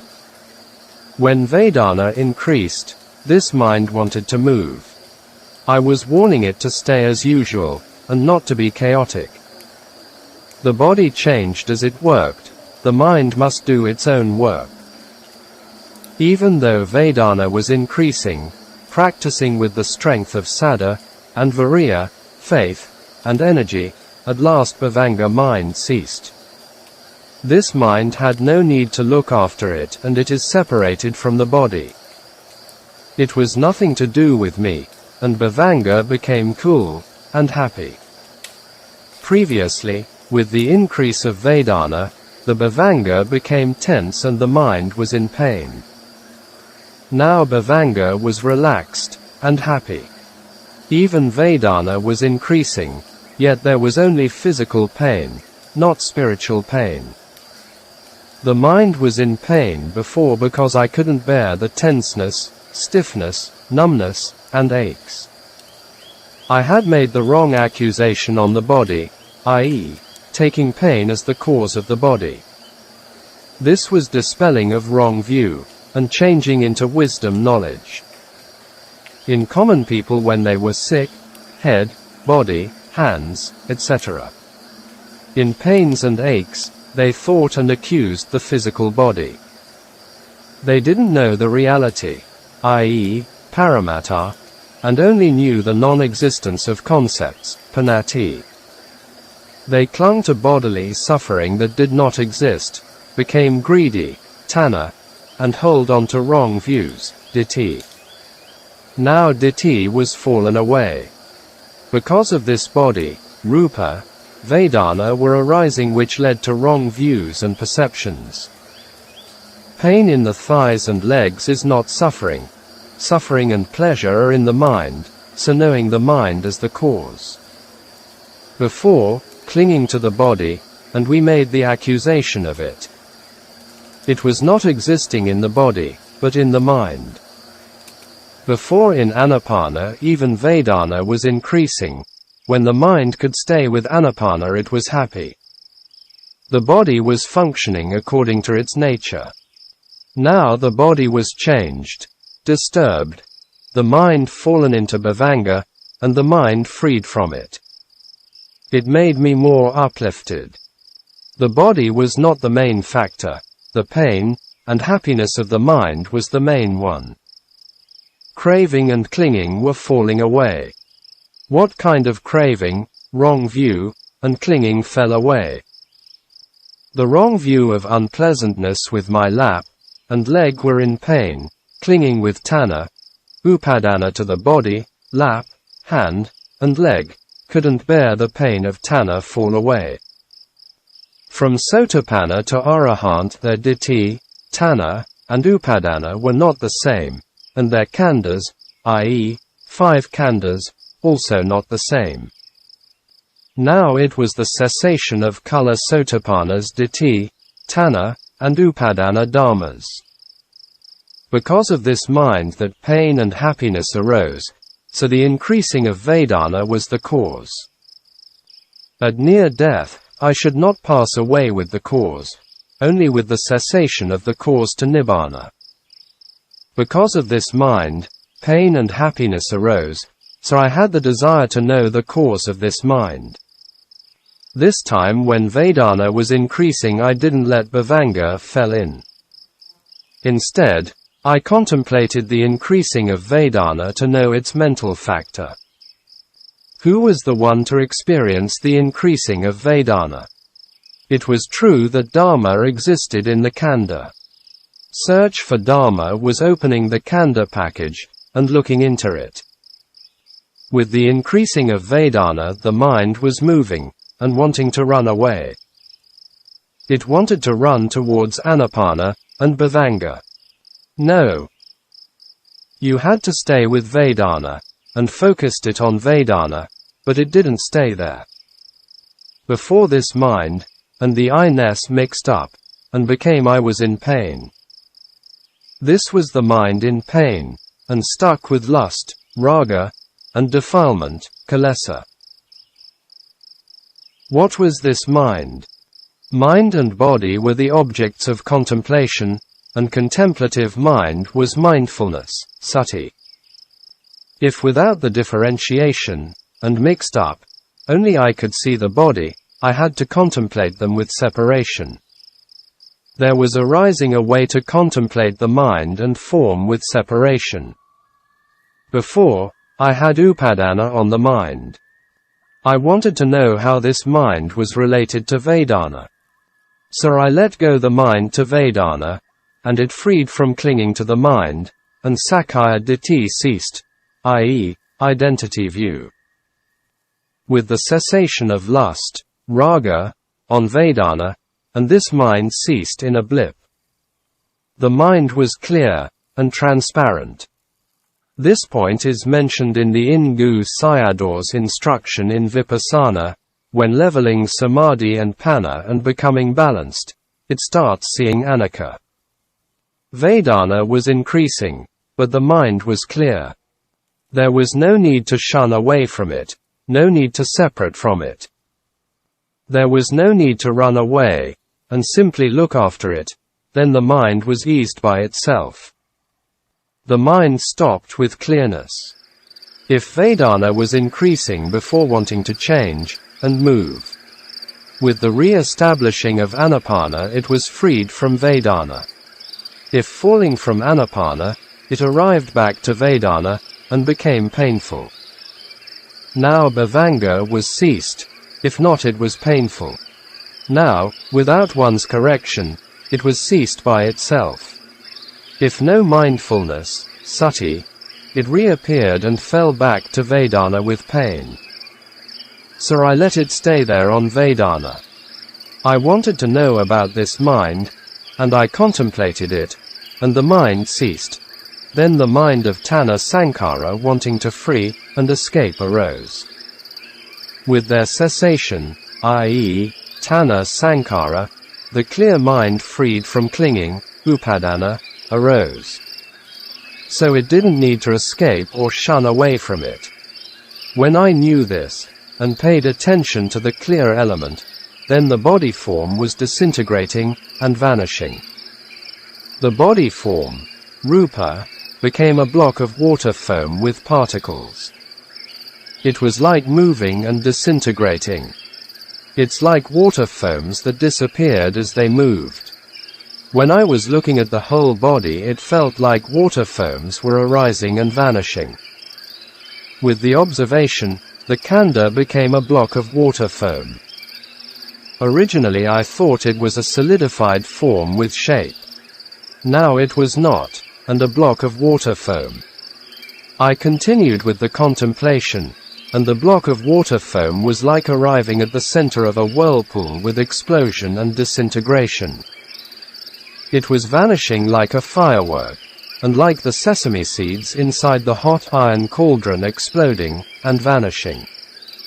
With the vanishing, and became fearful of it. I was looking for the Dharma, and the khanda became dissolved. I thought it was a good thing, now it was dissolving. It became longer, and with more dissolution. While looking at knees, legs, waist, hands, etc., they're all dissolving.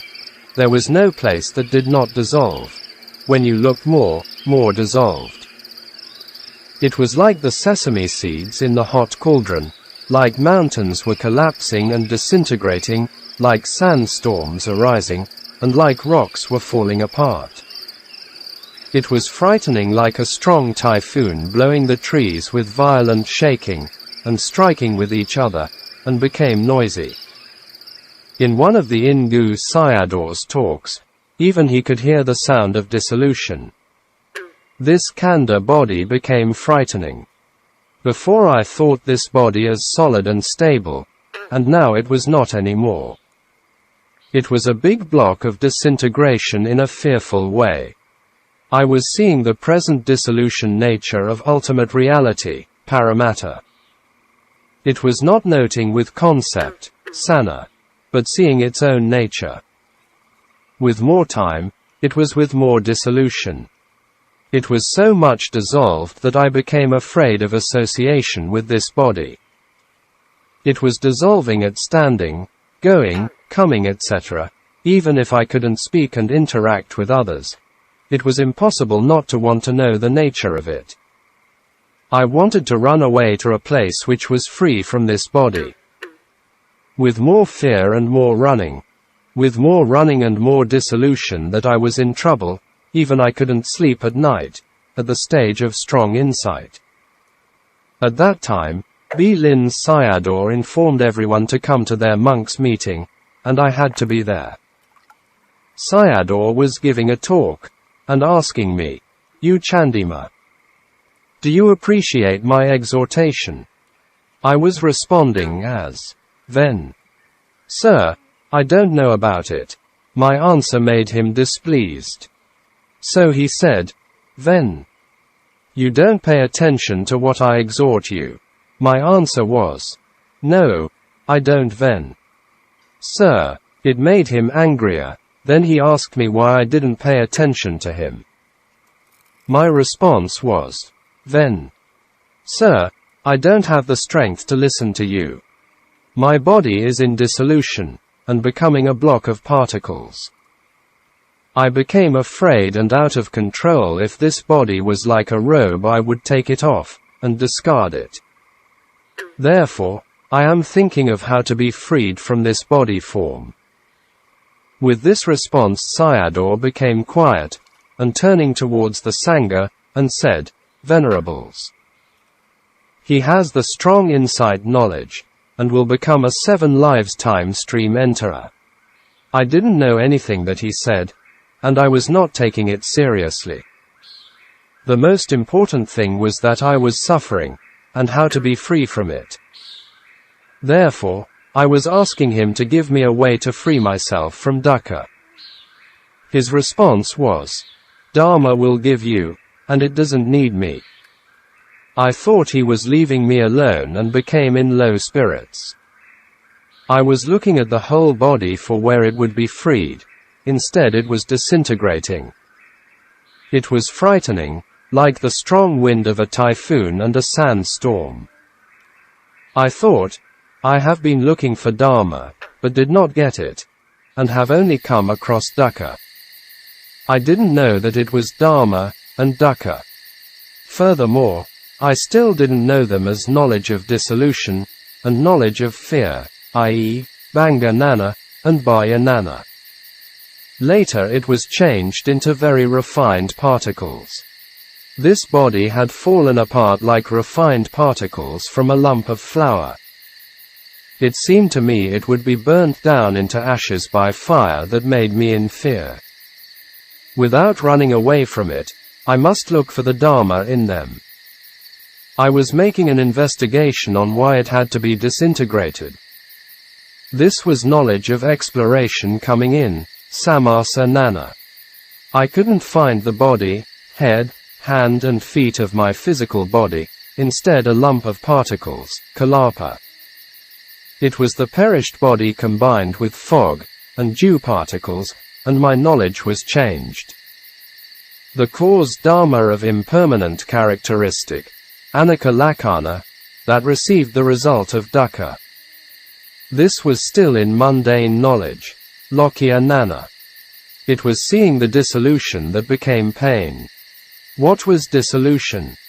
With this inquiry I was concentrating on the particles, kalapas, the size of a coin on the body.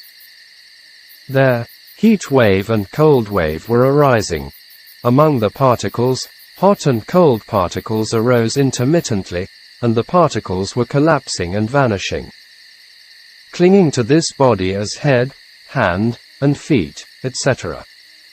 Actually it was not in that way. It was arising as hotness, coldness, tightness, stiffness. It was happening as the 4 elements were combined. Clinging to the Khanda body as mine was changed to insight knowledge of hotness, coldness, stiffness, tightness, etc. Therefore, yogis were saying as seeing the elements, dhatu. I couldn't order these particles not to change. They were changing into hotness, coldness, etc. Craving, tanha, still not died, and not freed from dukkha yet. I was looking at them and wondered if their change would ever come to an end, but it didn't. Did pain exist in dissolution? Dissolution itself was not pain or suffering, and it was functioning according to its nature. I attained this knowledge. This physical body became a lump of elements that it couldn't be called as man, woman, etc. I discerned it as a lump of elements doing its duty according to its nature. I attained the knowledge that this was not me, man, woman, etc. With this discernment, I held my hand with the other hand, this is my hand, and opened my eyes, and looked at the hand, but it couldn't be confirmed as a hand because the hand had disappeared. I only knew it as natures of softness, hardness, coldness, etc. With the opened eyes, and looking at physical form only knowing the nature of seeing, not as man, woman, etc. Holding the hand, and looking at it only seeing the nature of coolness, hardness, etc., but not seeing the hand. No one taught me about insight knowledge, vipassana gnana. There was no clinging to the hand, body, leg, head, etc. These were the nature of elements. It was according to its own nature, and not me. With the knowledge of sabhava form dharma, natural phenomena of form, rupa, suffering ceased. With the cessation of suffering, and knowledge, gnana, was left behind it. Firstly, it was the characteristic of elements that it expressed the nature of elements. Element was element, so the place of the hand was not the hand. Where was my hand gone now? This must be my hand, and making the accusation fervently. These were the differences between concepts of anicca, dukkha, anatta, and the wisdom of anicca, dukkha, anatta. Anatta means the finishing power of the atta. Can't cling with atta is anatta. Even though I was making the accusation strongly as its hand, it's still impossible.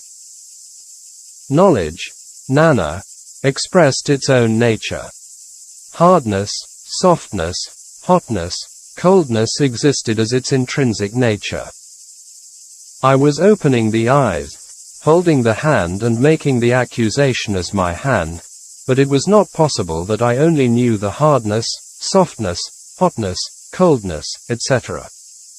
The hand was not the hardness, coldness, etc. The concept of the hand, and hard, soft, hot, cold, etc. were no connection. We can't think about it with normal experience. When opening the eyes, and looking at it, I was only seeing the color. This was not the hand. My hand was gone, and I was in low spirits. Looking at it with the eyes and holding at it with the hand, and it was also impossible making the accusation. I was holding and saying as my robe. No. It was not, and only knowing the color nature, shape, form, image disappeared. I couldn't make the accusation of it as a robe, and then I was squeezing my calf with the hand, and looking at it, and reciting as, the calf, etc., but couldn't find it. Instead it stopped at the color. The hand only knew its hardness, softness, hotness, coldness, and couldn't find the calf of the leg. Back and forth, I was looking for it, and also reciting my mind at the heart. The world became upside down, and from then on concept, and reality, panati, and paramatta, became different. I.e., not mixing up, and becoming separate. The exposure of color and the concept of calf were not mixed up. The exposure of hardness, softness, hotness, coldness, and the concept of calf were not mixed up. The world, loka, was happening in accordance with the determination of the mind. Loka disappeared. Where was loka? It happened by the mind. The mind saw as a man was determined by the mind on the color of form, rupa. The mind took it as a man, accused it as a man, knew it as a man. The mind made the decision, and gave the answer. What is happening now? When with the eyes seeing the color of form couldn't determine it with the concepts. It was stopped at the seeing of color of form, rupa, which was real, paramatta. The nature of form, rupa, didn't tell us as man or woman, it was determined by the seeing mind, i.e., for worldling, pathujana, now it was separated. This was knowing the real existence, paramatta, of all the sense objects of the 5 senses of the door, eye, ear, body.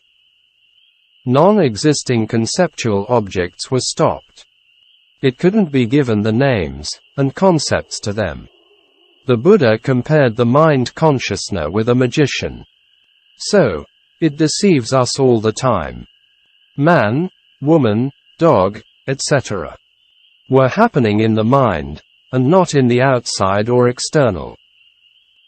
The world, loka, disappeared. The whole world was stopped. The existence of the world outside was the outcome of the inversions of the mind with wrong perception, wrong knowing, and wrong viewing. If all these distortions, inversion, perversion, ceased, there would be no existence of the world outside. If the mind was not determined as man, and the outside, external, was not man, not as tree, and the external was not tree, etc. These were the intrinsic nature of the elements. It was existing with their own nature, and not arriving to the concepts. It was like the following example. A man was very poor, and in his dream he found a bag of gold coins on the road. He happily picked up the bag, and another man saw it and shouted to him that he should have a share too. The poor man did not want to share with him, and ran with the gold bag, and the other following him behind. Unfortunately, the poor man stumbled down on the uneven road. The poor man woke up suddenly with a shock, and looking at his hand, and no gold bag with him. In the same way, if concept and reality, panati and paramatta, were separated, the preceding knowledge was paramatta, reality, and the following one was concept. It was stopping at reality, and not knowing the concept. The physical form, rupa, was not giving the concept, and only the mind giving it. One's own mind was clinging, and believing in it that the world, loka, appeared. The external sense bases, ayatana, were form, rupa, dharma with its own nature. One's own mind paid attention, manashikara, to the arising form. Concept was mind dharma, and reality, paramatta, was form, rupa, dharma. Concept and reality were separated, and stopped at paramatta, reality, of form. And then couldn't see it as man, woman, etc. I opened my eyes looking at people, and not seeing him as nuns, because the mind determining it had ceased. The forms, i.e., nuns, with their own nature, i.e., color, so that nuns disappeared. If looking at a dog its form, i.e., color, was expressing its own nature, and only the mind determined it that seeing as a dog. The mind making the concept ceased by seeing it stopping at the reality of the color, i.e., visible form paramatta. With the understanding that visible form, i.e., color, was not a dog. I have attained Dharma now. Sayadaw, i.e., the Ingu, said that seeing man, and knowing as man, seeing dog, and knowing as dog, etc., was still not attaining the Dharma yet. Before, when I saw a man, I knew to regard it as a man. Now the visual form, color, was expressing its element nature, and the mind stopped at the ultimate form, paramatta rupa. Mind and form were separated, and form, rupa, stayed on its own, giving the concept on it was mind dharma. Form was not mind, and mind was not form, so mind and form were separate. This was a small stream enterer, color sotapanna. If someone penetrated beyond the concept, and reality became color sotapanna or maha sotapanna. Now here, he was a color sotapanna, the insight process not ending yet. If seeing and just at seeing, if hearing and just at hearing, on the hearing just knew its element nature, and not as a crow, i.e., the sound of a crow. If hearing the sound of a dog, and just at hearing, and not clung to the dog because knowledge, jnana, preceded it, only knowing the changing nature, and after knowing it vanished. When walking I put my feet on the ground, not knowing the ground, but only the nature of the hardness and coldness of the visual form, color. It was not hand and foot, only the characteristic of form, rupa, and element, dhatu. It was only expressing its own nature, just form paramatta. After that, I took my alms food. A nun came, and offered me some lemons. I liked the sour taste, so I paid attention to the mind with sour taste. But the mind ceased at paramatta dharma, and do not arrive at non-existing concepts, i.e., sour taste, sweet, bitter, etc. It was just knowing only with its expression. With the preceding knowledge, jnana, the mind-making of sour ceased without existing, i.e., the concept of sour ceases without arising. The same as the mind ceased at feeling, vedana, and not continuing to craving, tanha. Sayadaw's emphasis is not on anicca, which most teachers talk about. Instead, he is talking about the mind and mental process analytically. I was only knowing the changing paramatta of form, and not the taste of sour, sweet, etc., which was absent. But I knew all the nature of hardness, coldness, etc., which were shown by them. I didn't make concepts or naming them. If I was naming them, it was wrong. Giving names to them was the mind and not form, rupa. Form was not in the mind, vice versa. Mind was not me, and also form was not me. They were expressing their nature. Levels of insight knowledge will start here. I will not mention the levels of insight and only talk about their nature or characteristics. If seeing the element nature of characteristics, he is a stream enterer. Discerning the concept and reality, panati, and paramatta, separately, this is what stream enterer does. I knew the mind dharma of Sanakanda, aggregate of perception, mind, here consciousness, and form, rupa. This mind, i.e., consciousness, only knows the paramatta object, but sana, perception which gave the concepts has ceased. If hearing sound, and only knowing the hearing, but the mind which gave the concepts has ceased, the whole world was stopped. Man, tree, etc., was stopped, and disappeared. On Sunday buses came to the center, and children were coming in, and making noises. So I looked at the direction of the noises, and did not see humans. I didn't know what it was. I.e., overwhelm anicas, I was dazed.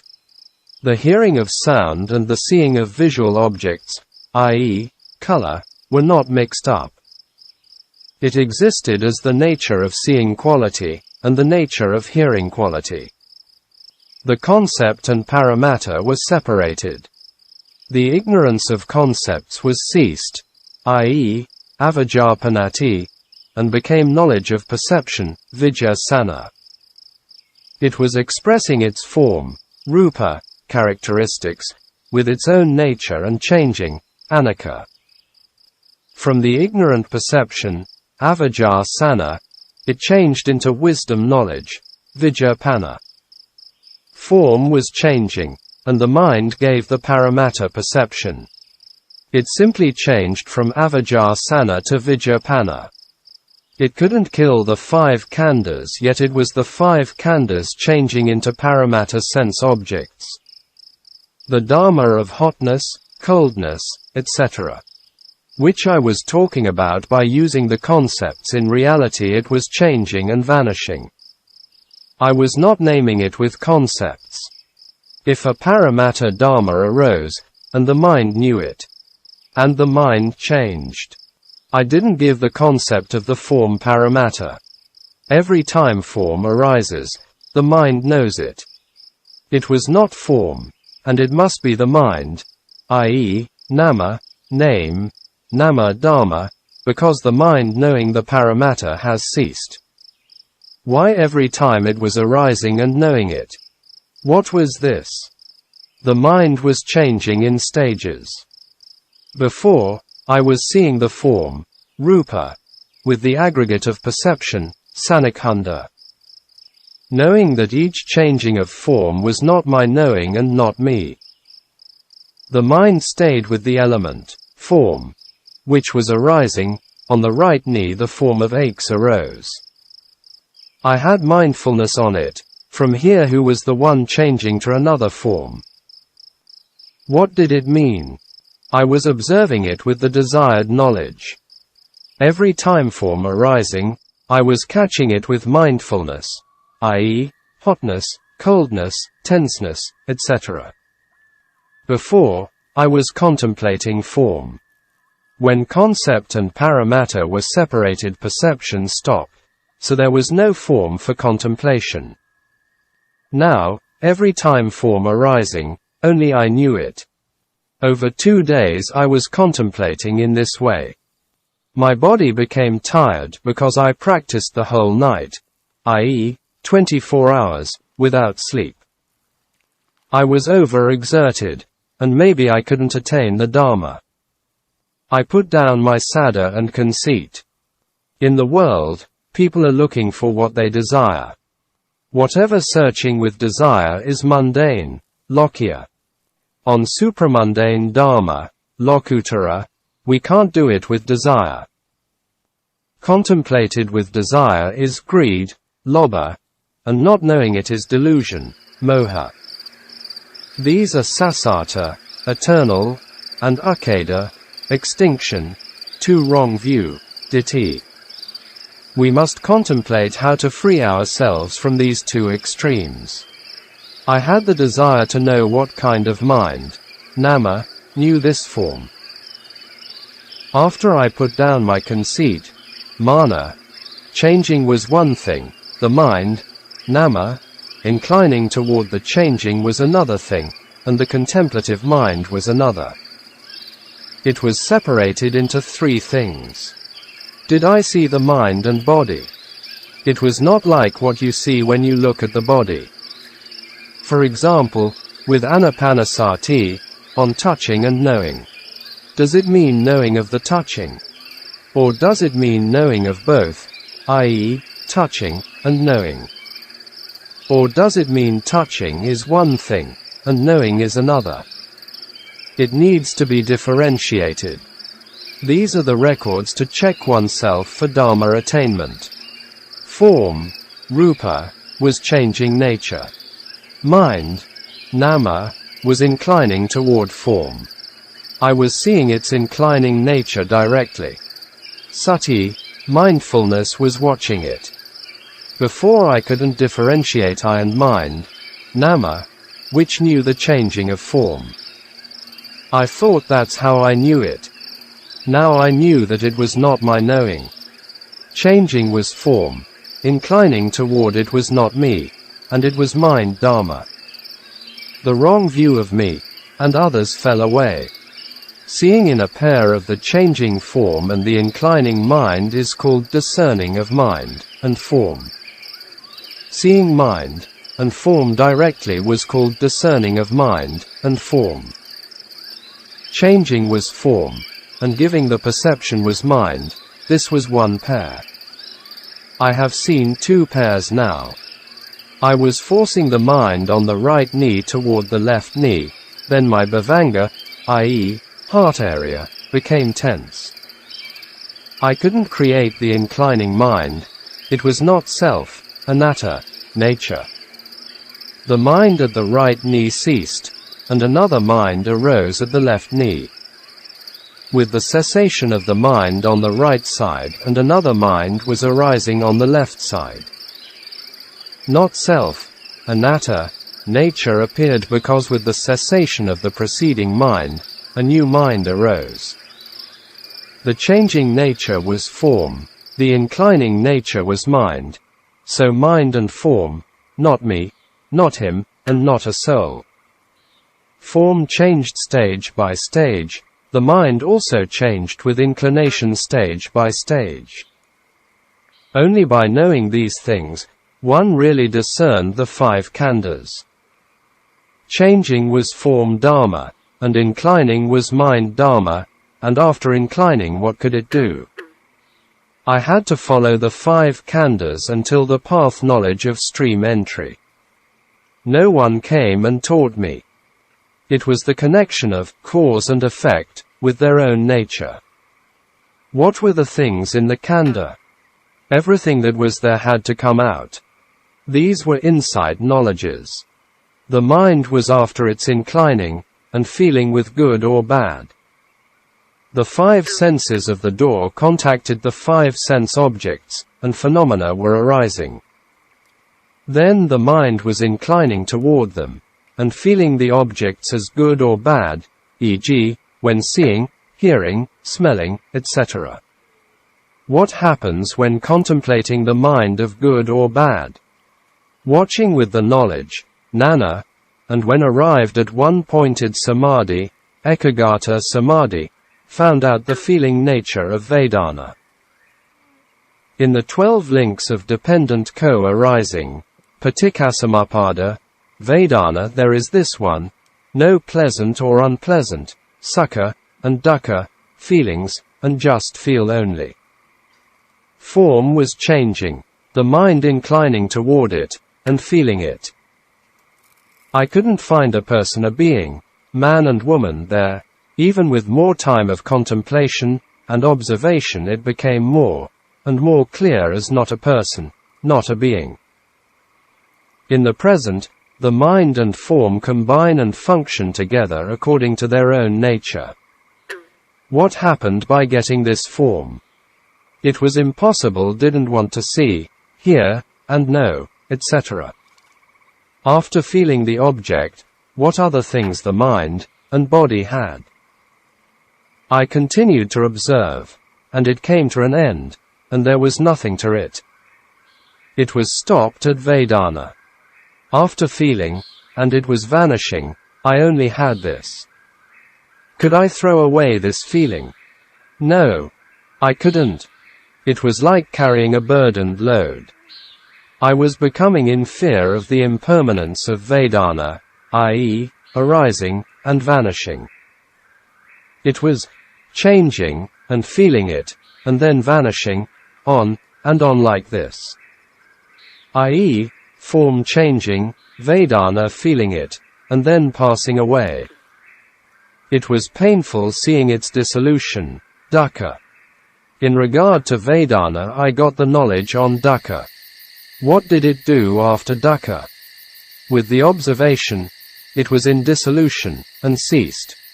So wrong view, ditthi, fell away on feeling, Vedana.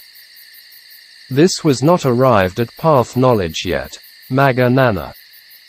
It was not freed from Vedana that focusing the knowledge, jnana, on the dissolution, i.e., bhanga, and at the bhavanga, heart or chest area, it was vibrating 3 times, and ceased. At the mind door, hadaya vathu, heart base, found out the element mind of consciousness, i.e., mana vinana dhatu. I know, what do I know? And how do I know it? This is important. Mind door was clear, and transparent. Mind consciousness, mana vinana, was knowing. Form, rupa, also was a clear element. Mind dharma was knowing. What did it know? It was not knowing white or black, man or woman, and just only knowing. I was sitting with my closed eyes when the bhavanga vibrating 3 times, and the eyes opened. And then I heard the sound of a crow. Osh! Osh! The mind was inclining toward the sound. How did it appear in the knowledge? Nana. It was appearing in the knowledge as the form Dharma of Aosh, i.e., at the ear door, and the knowing Aosh of mind Dharma, i.e., at the Mana Dvara, mind door. Before, what we were knowing was, seeing is form and knowing is mind, hearing is form and knowing is mind, etc. This is not true. After the three bhavangas ceased, one was able to contemplate mind consciousness, vijnana. Sometimes, we are using language as not very accurate, e.g., here seeing is form should be, seeing is visual form or object, knowing of visual form or object is mind, etc. Here Sayadaw's experience supported the teaching in the Abhidhamma. When we see a visual form it appears at two doors, i.e., the eye door, and mind door. Sound also in the ear door, and mind door, etc. If we contemplate a sound, the mind should not go out to the outside where the sound comes from. The mind should be at the ear, if not we are contemplating at the wrong place. As a teaching theory teachers are talking, seeing is visual form, and knowing of visual form is mind, etc. That is also true, not wrong. We can also contemplate them separately, e.g., sound object at the ear, and knowing mind object of the sound at the heart area, etc. Contemplating together as above mentioned is another thing. This is dependent on the context. Aosh was form Dharma and mind Dharma. This was knowing mind, and form. Before was form, and perception, rupa, and sana. Now was clear form Dharma, eye, ear, nose, tongue, and body doors, and clear bhavanga form Dharma, i.e., mind door. The elements of earth, Pathavi, water, Apo, etc. ceased, and at the clear from Avira Aosh. Sound, and at the bhavanga Aosh. Knowing element appeared. It was quite significant. Aosh was form, sound, and Aosh. Also the knowing mind. Both of them were Aosh. Before what I heard was hearing is form, and knowing is mind. This is mixing them up. So in Anapana it should be, touching is form, and touching is mind. It is not, touching is form, and knowing is mind. Here was an interpretation problem. It should be, touching is form, and knowing the touching is mind. These were seeing nature, and knowing the seeing nature. It was not known as body, head, hand, and feet. Touching was form Dharma, and knowing the touching was mind Dharma. So this body was a lump of clear element, and a lump of knowing element. A Noble Search. Dharma Talks by Sayadaw U. Candima, Sandima. Part 4, of 4 parts. This was not a person, not a being and not a soul. Looking at wherever there was, knowing exists, these are touching nature, and knowing nature. Carefully observing with mindfulness, sati, it was not knowing the sound coming from there, i.e., external. At hearing the sound with the ear, every time hearing form, and knowing the hearing were arising, i.e., form, and mind, when looking at bhavanga, and saw the contact, phassa, was arising. I don't know the texts, i.e., suttas, and thin gyo, the Burmese Abhidhamma text of Abhidhammata Sangaha. Fire element was arising when the hand touched the gas lighter. With the vibrations of bhavanga, and the mind was inclining toward it. For example, from outside when the sound of the crow Aosh arising, and didn't know the outside sound. The sound came, and contacting the clear element of ear was seen with mindfulness by looking at the bhavanga, From the outside was 1 osh. At the clear element of the ear was 1 osh. And at the clear element of Bhavanga was 1 osh. So 3 osh. Every time mind and form arising found the contact, phassa, which inclining to the Bhavanga. There was a current of inclination. At the clear mana element, a mind and form arose. The outside mind and form was not me. The mind and form arising at the clear element of the ear was not me. The mind and form arising at the clear element of Bhavanga were also not me. I discerned all the 5 khandhas. It is quite interesting. U Candima's own explanations of his experiences were confirmed by Abhidhamma, which some scholars rejected. All of the wrong views were not falling away yet. Before was after the 3 Bhavangas ceased, and the mind arising again, and seeing, hearing, etc. were happening again. And then I re-entered the Bhavanga, samadhi, and it cut off 3 times, vibrate 3 times. Of the 3 Bhavangas I entered the first Bhavanga first, and observing the clear mana hadaya vafu, the clear element of mind door at the heart, a feeling, Vedana, arose, and ceased, and then Bhavanga vibrating came to cease. I tried it not to fall away by controlling the Bhavanga, and observing the form, rupa, of how it was functioning. Vedanas were changing, but the mind was not experiencing of pleasure and pain. Contact, phassa, and Vedana ceased. At the first Bhavanga contact and feeling ceased, but the perception of hot, stiff, ache, pain, etc. was still there, i.e., the concept of form.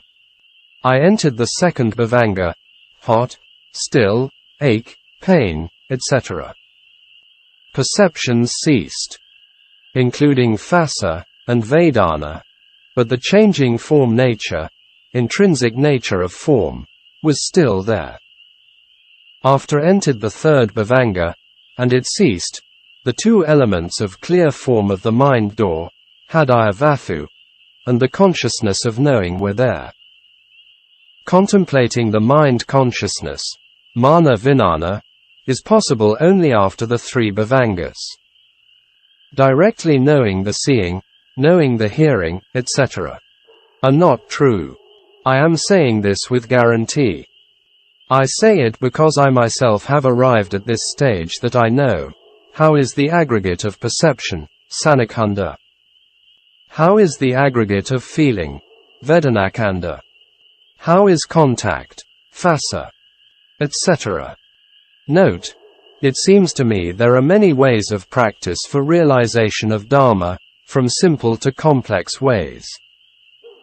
As examples, Mahasi system is simple, and Far Ork system is complex. Mahamoggallana became Arahant in 1 week because his way of practice was simpler than Sariputta's way, which took 2 weeks.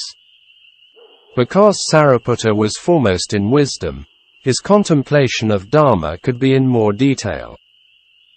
The Buddha also taught people differently, without a fixed system.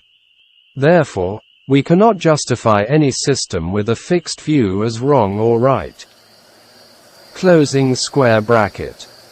When sound contacted the ears, there were 2 sounds at the clear element of the ears, and at the clear element of mind door also 2 sounds. These are 2 pairs of mind and form. With the vibrating of Bhavanga, and the mind inclining toward the clear element of Bhavanga, mind door. If at that time stopped the Bhavanga with the mind, and listening to the speech outside, when someone speaks, didn't know anything, but hearing the sound was not clear. When released the stopping of mind door, Bhavanga, I could hear the speech. These things were happened by stopping the Bhavanga with sati, and releasing it with sati. What did this mean? When the eyes contacted with the visual object, and the ears contacted with the sound with mindfulness, sati, stopped the bhavanga, and then released it, and contemplated them. With the stopping, the seeing nature, and the hearing nature were stopped. If I released it, I could know the seeing, and the hearing. I was contemplating him again to see what Dharma was, knowing the meaning of it. Perception, sana, feeling, vedana, mental formation, sankhara, and consciousness, vijnana, the four combined, and staying on the form, rupa, i.e., 5 khandhas working together. It was like a table with 4 legs, it could be very stable.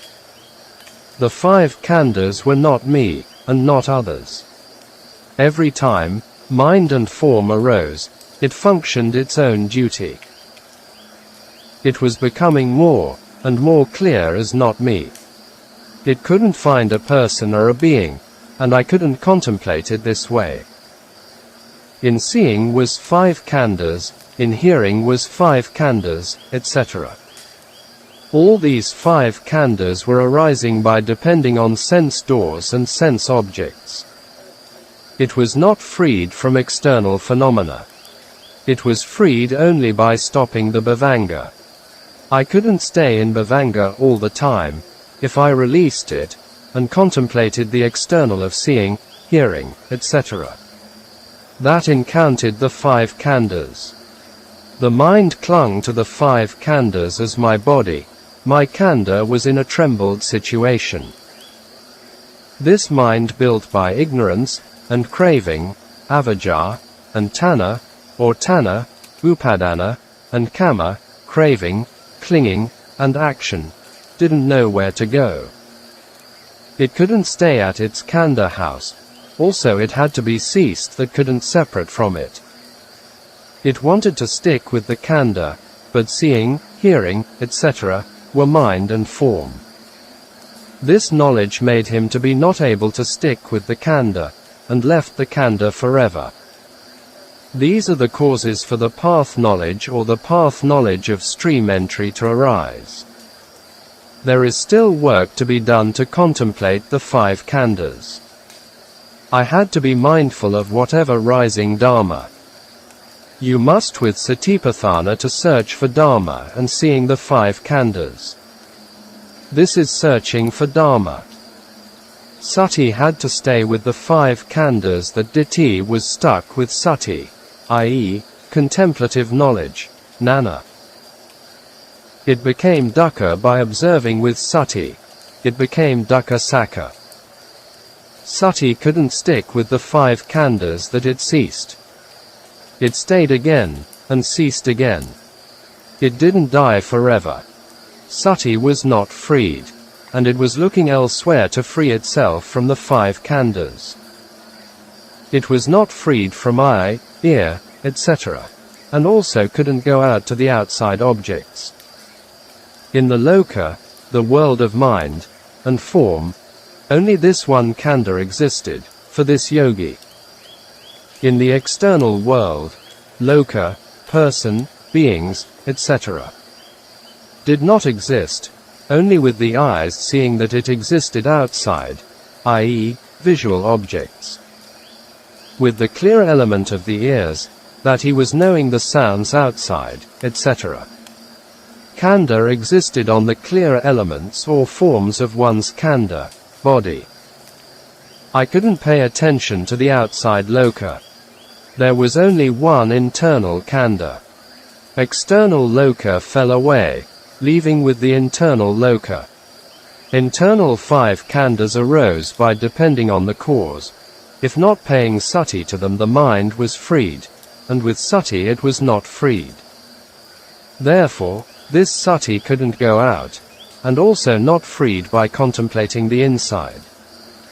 The bhavanga became tense, and the mind couldn't stick on the 5 khandhas. How does the path knowledge arise? This, I have never heard about it. Wrong view. Ditthi is sticking with this sati. You have to stick with sati if you want to attain Dharma. Tanha lobha arose on sati. The I-ness stuck with it. Sati was only sati. Contemplating to know and freeing them was lobha. This is the thought of sotapanna to be when it is closer to the path knowledge. I was seeing the 5 khandhas, the I-ness was stuck with the mental factor of sati. If contemplating the outside also not freed from the 5 khandhas. I couldn't run away from it by contemplating again the 5 khandhas inside. The mind couldn't stick anywhere, and sometimes it was ceased with a blip. This sati ceased together with the desire of contemplating for freedom. It ceased with the cessation of knowingness. It was arising again, and not freeing from sati that it was painful. It was mentioned in the commentary on insight knowledge. Between Sankarapeka Nana and Magga Nana there is a bridge called Gotrabu Nana, change of lineage. In the Ingu Sayadaw's talk, he gave a simile of a sea bird on the mast of a ship. The bird flew out to look at the seashore. In other places it gave the simile of crossing a trench by jump, running back and forth before jumping. The above-mentioned experience was similar to these similes. The mind shouldn't know it, and with knowing it became the dukkha sakka, truth of suffering. This khandha was not with the clinging of knowing as mine I saw, I heard, etc. It was with its own nature of mind and body. When I found out its meaningless kamaclear indeterminate nature, abhyakata sabhava, the desire mind of Atatana didn't know where to go. It was happening like this. Furthermore, it couldn't find inside and outside to cling to, and it became dukkha sakka, and the mind ceased. I didn't know it was nibbana. It seems to me Candima explained the above of his experience in gist. In the following he explained it in more detail with some reflections. This matter could not be created by oneself. And then my teacher said to me, "Today you don't sit for quite some time now." I was practicing to be mindful on the body movements in a moving position, so I missed the sitting meditation. So I sat for meditation. I was breathing strongly with anapana meditation. The breathing was not me. With increased breathing also it was not me. You all listen to it mindfully. My teacher asked me to increase my breathing. This also was not me. I was getting tired. Before, I was always thinking about it as me. Now breathing was not me. With increased breathing also not me. Then I became seeing it. Looking at my establishment of anapanasati, touching, knowing, etc., these were original knowing and not me. Which one was my khandha?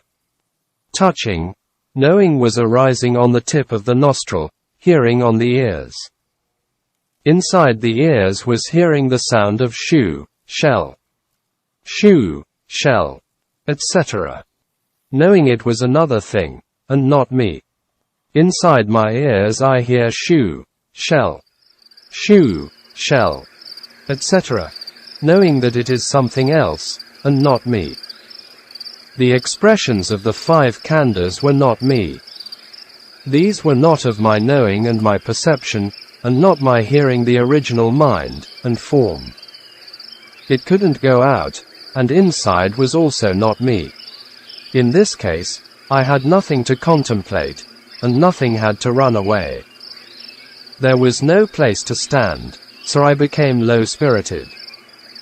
The sitting came to an end after 2 hours of resolution, adhitthana. And then I said to my teacher, "You teach us that if we contemplate the 5 khandhas, the path knowledge will arise, and attain nibbana. Now I discern the 5 khandhas penetratingly. Even seeing in this way ditthi was not fallen away.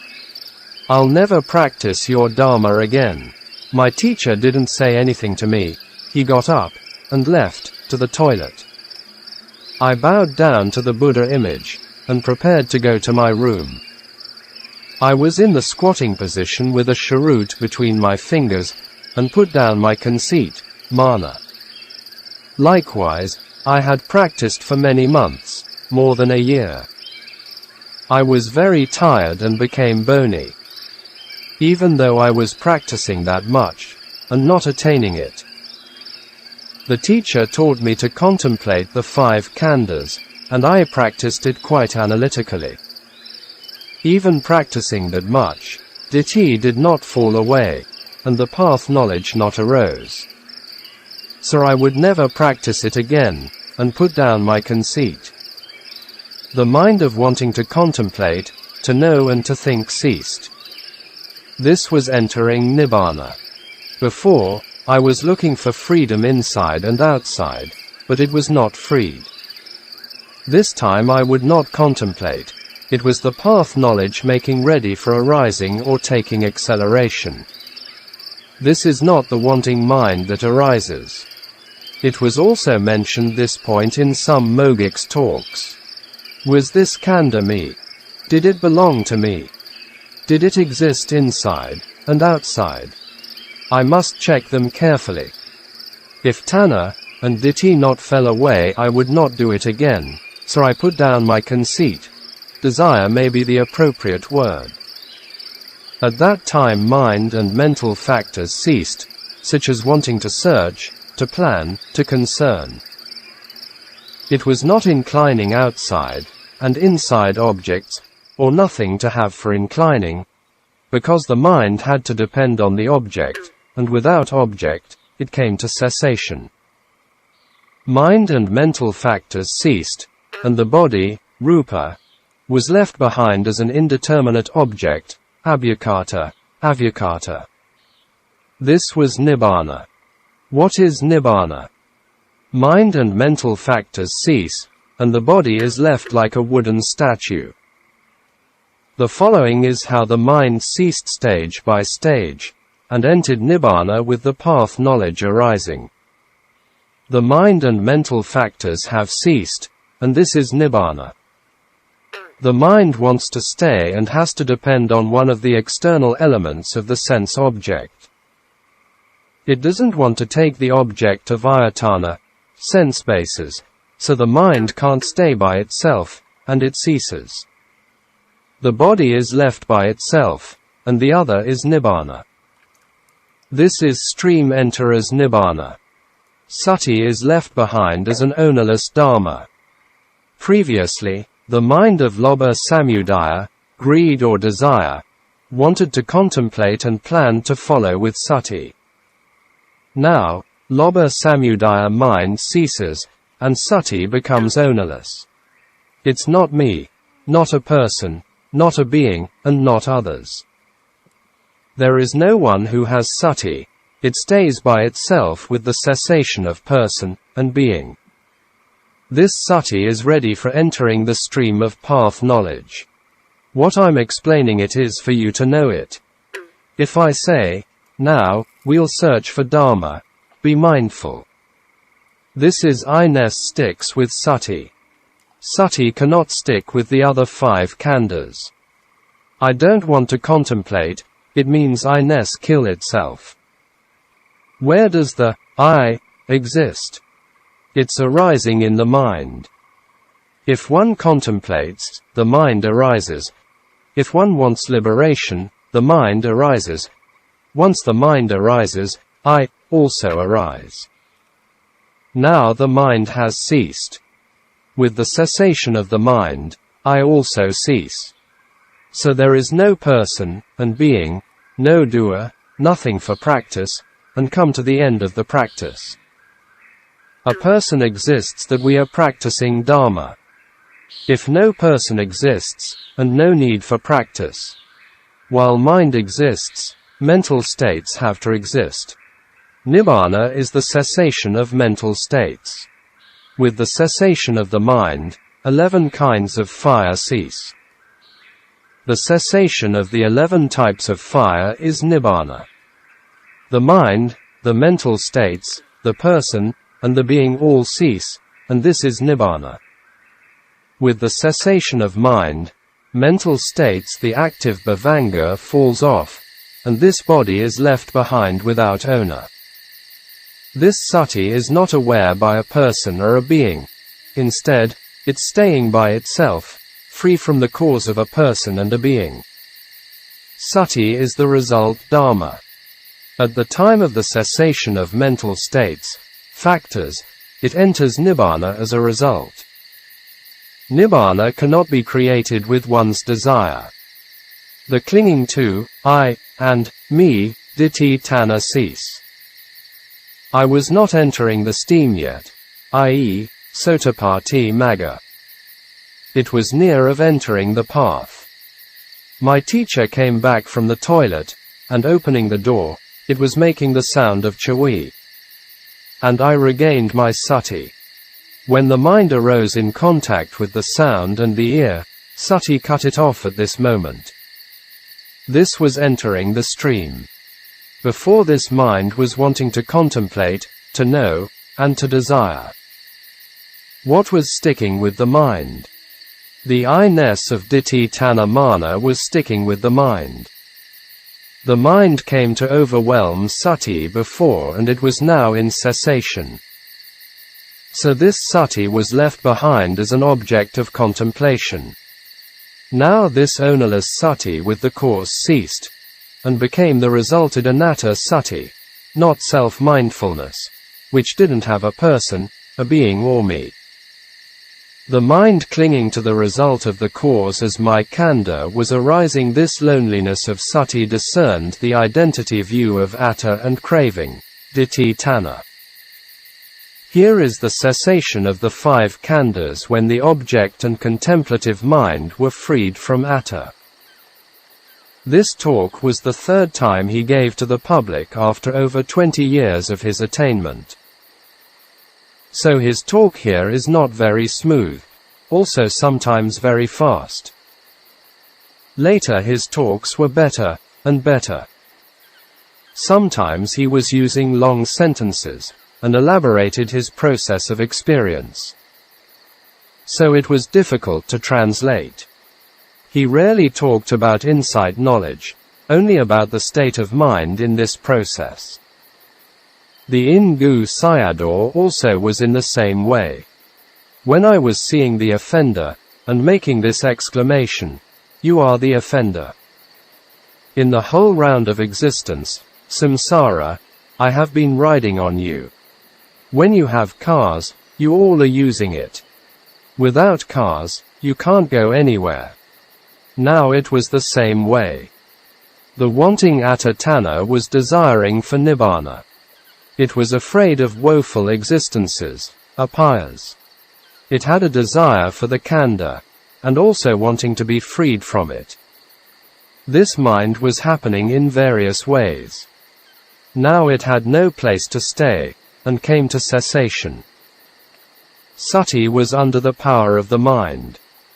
Now sati was seeing the mind as atta again, and it has ceased. This was entering the stream, Sotapatti Magga. With the entrance of the path, I had the sense of satisfaction. This moving mind which wanted to contemplate for freedom was seeing by sati, and it couldn't control the atta khandha. Khandha by itself is not atta, but the mind takes it as atta. The bhavanga was vibrating and peaceful, like put down a burdened load, and becoming clear. The vibration of bhavanga meant in the whole round of existence was carrying this heavy load with wrong perception, wrong knowing, and wrong view to my khandha was fallen away.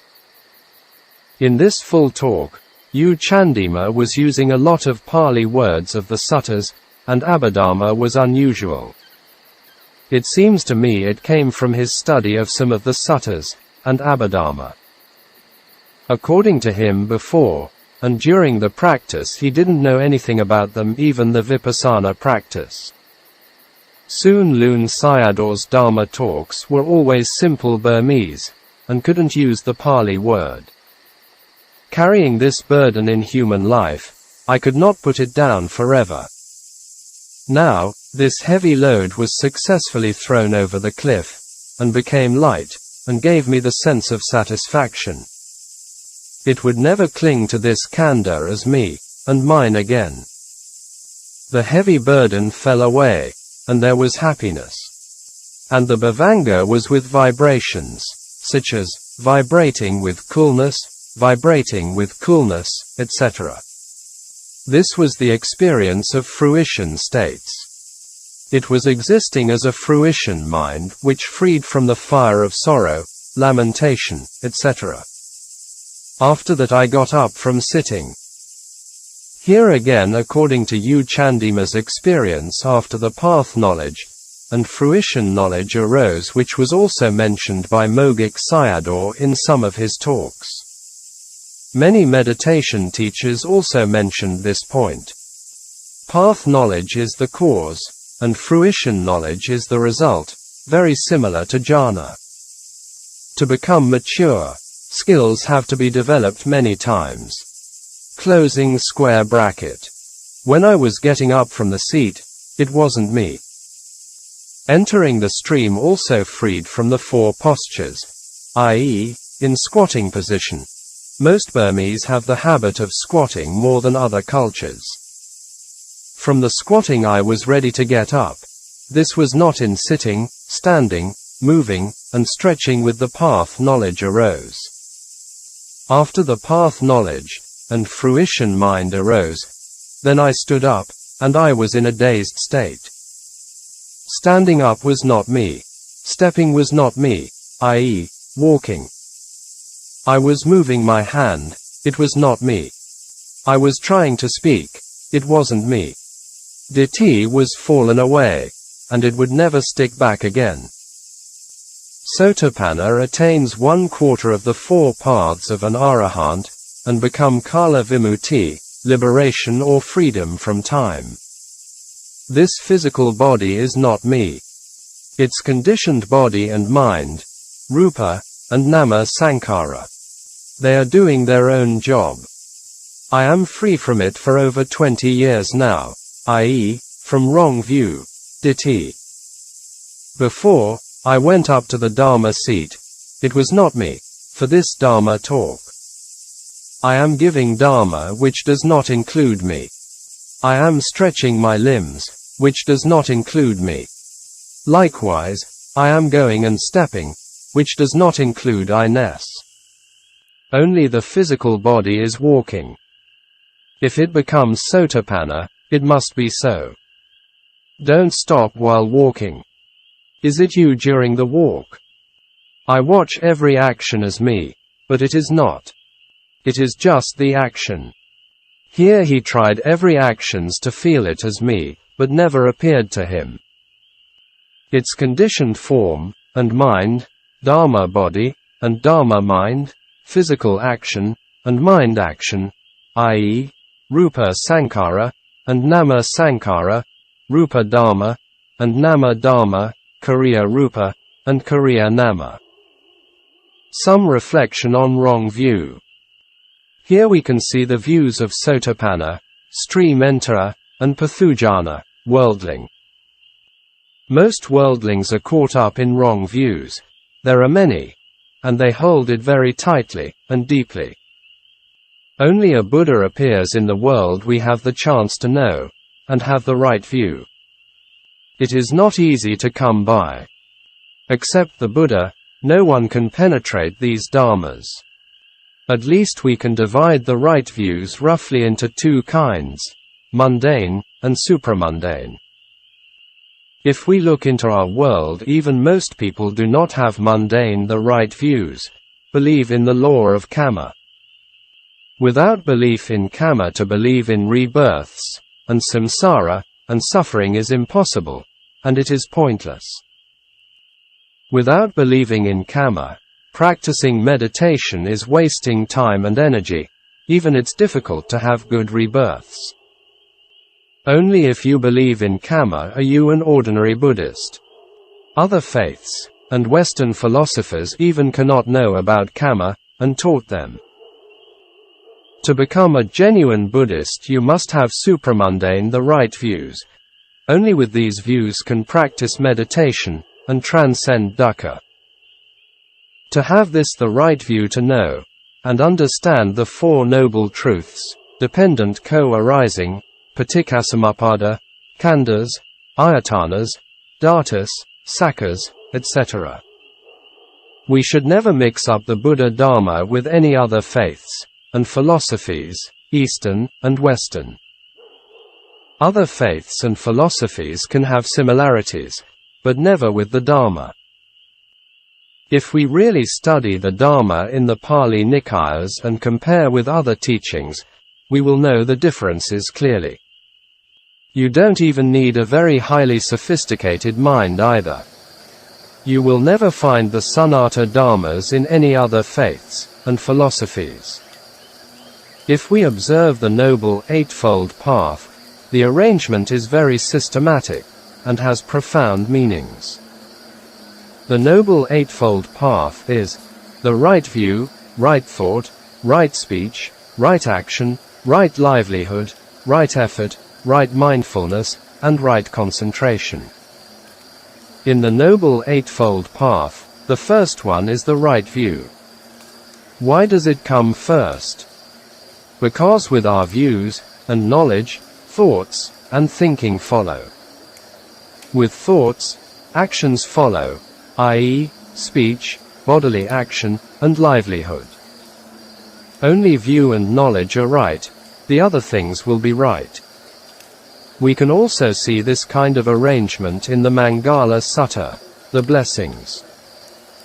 The first blessing, there is not to associate or consort with the fools, bala. If you can't follow this one, the other blessings are impossible. We can combine all the Buddha Dharma into Sila, Samadhi, and Panna. Maybe we can find Sila and Samadhi in other faiths and teachings, but there is no Panna. This Panna is Buddha's Panna or transcendental knowledge or wisdom. Even if we compare the Buddha's Sila and Samadhi with others, there are many differences. The Buddha's knowledge was more complete and profound than that of others. One of the important points have to always remember is that the first stage of realization eradicates wrong views. Did this? If we mix other teachings, views, and philosophies to the Buddha Dharma become wrong teachings. To understand Buddha Dharma we don't need any outside teachings and views. Dharma is complete by itself. We only need to study the Pali Nikayas put into practice in our daily life with sincerity. Only the Buddha can teach you to have the right views, and not others. Other traditions even look down on the Arahant as not good enough, and not fully purified yet. More needs to be done. So there is no need to think about how they view the stream enter. Even it can be worse. According to the Buddha, Sotapanna will not be reborn for more than 7 lifetimes. Now bodhisattvas who are higher than Arahant and Pacceka Buddha can come and go with their wishes and desires. In my opinion, according to the Dharma, they still have ditthi tanha. Therefore, samsara still exists for them. Recently, I have read about a book by Ajahn Thanissaro Bhikkhu on Western Buddhists, Buddhist romanticism. Some years ago when I was in Thailand, I read some books written by American Buddhist teachers. At that time I thought their views and thinking was similar to Mahayana and some of Hindu teachings. From Buddhist romanticism I know more about Western Buddhists. They also include some of their culture, views, and thinking. It seems to me that every Buddhist, especially those who want to practice transcending dukkha, should read it, at least the last 2 chapters, Chapter 6, Buddhist Romanticism, and Chapter 7, Unromantic Dharma.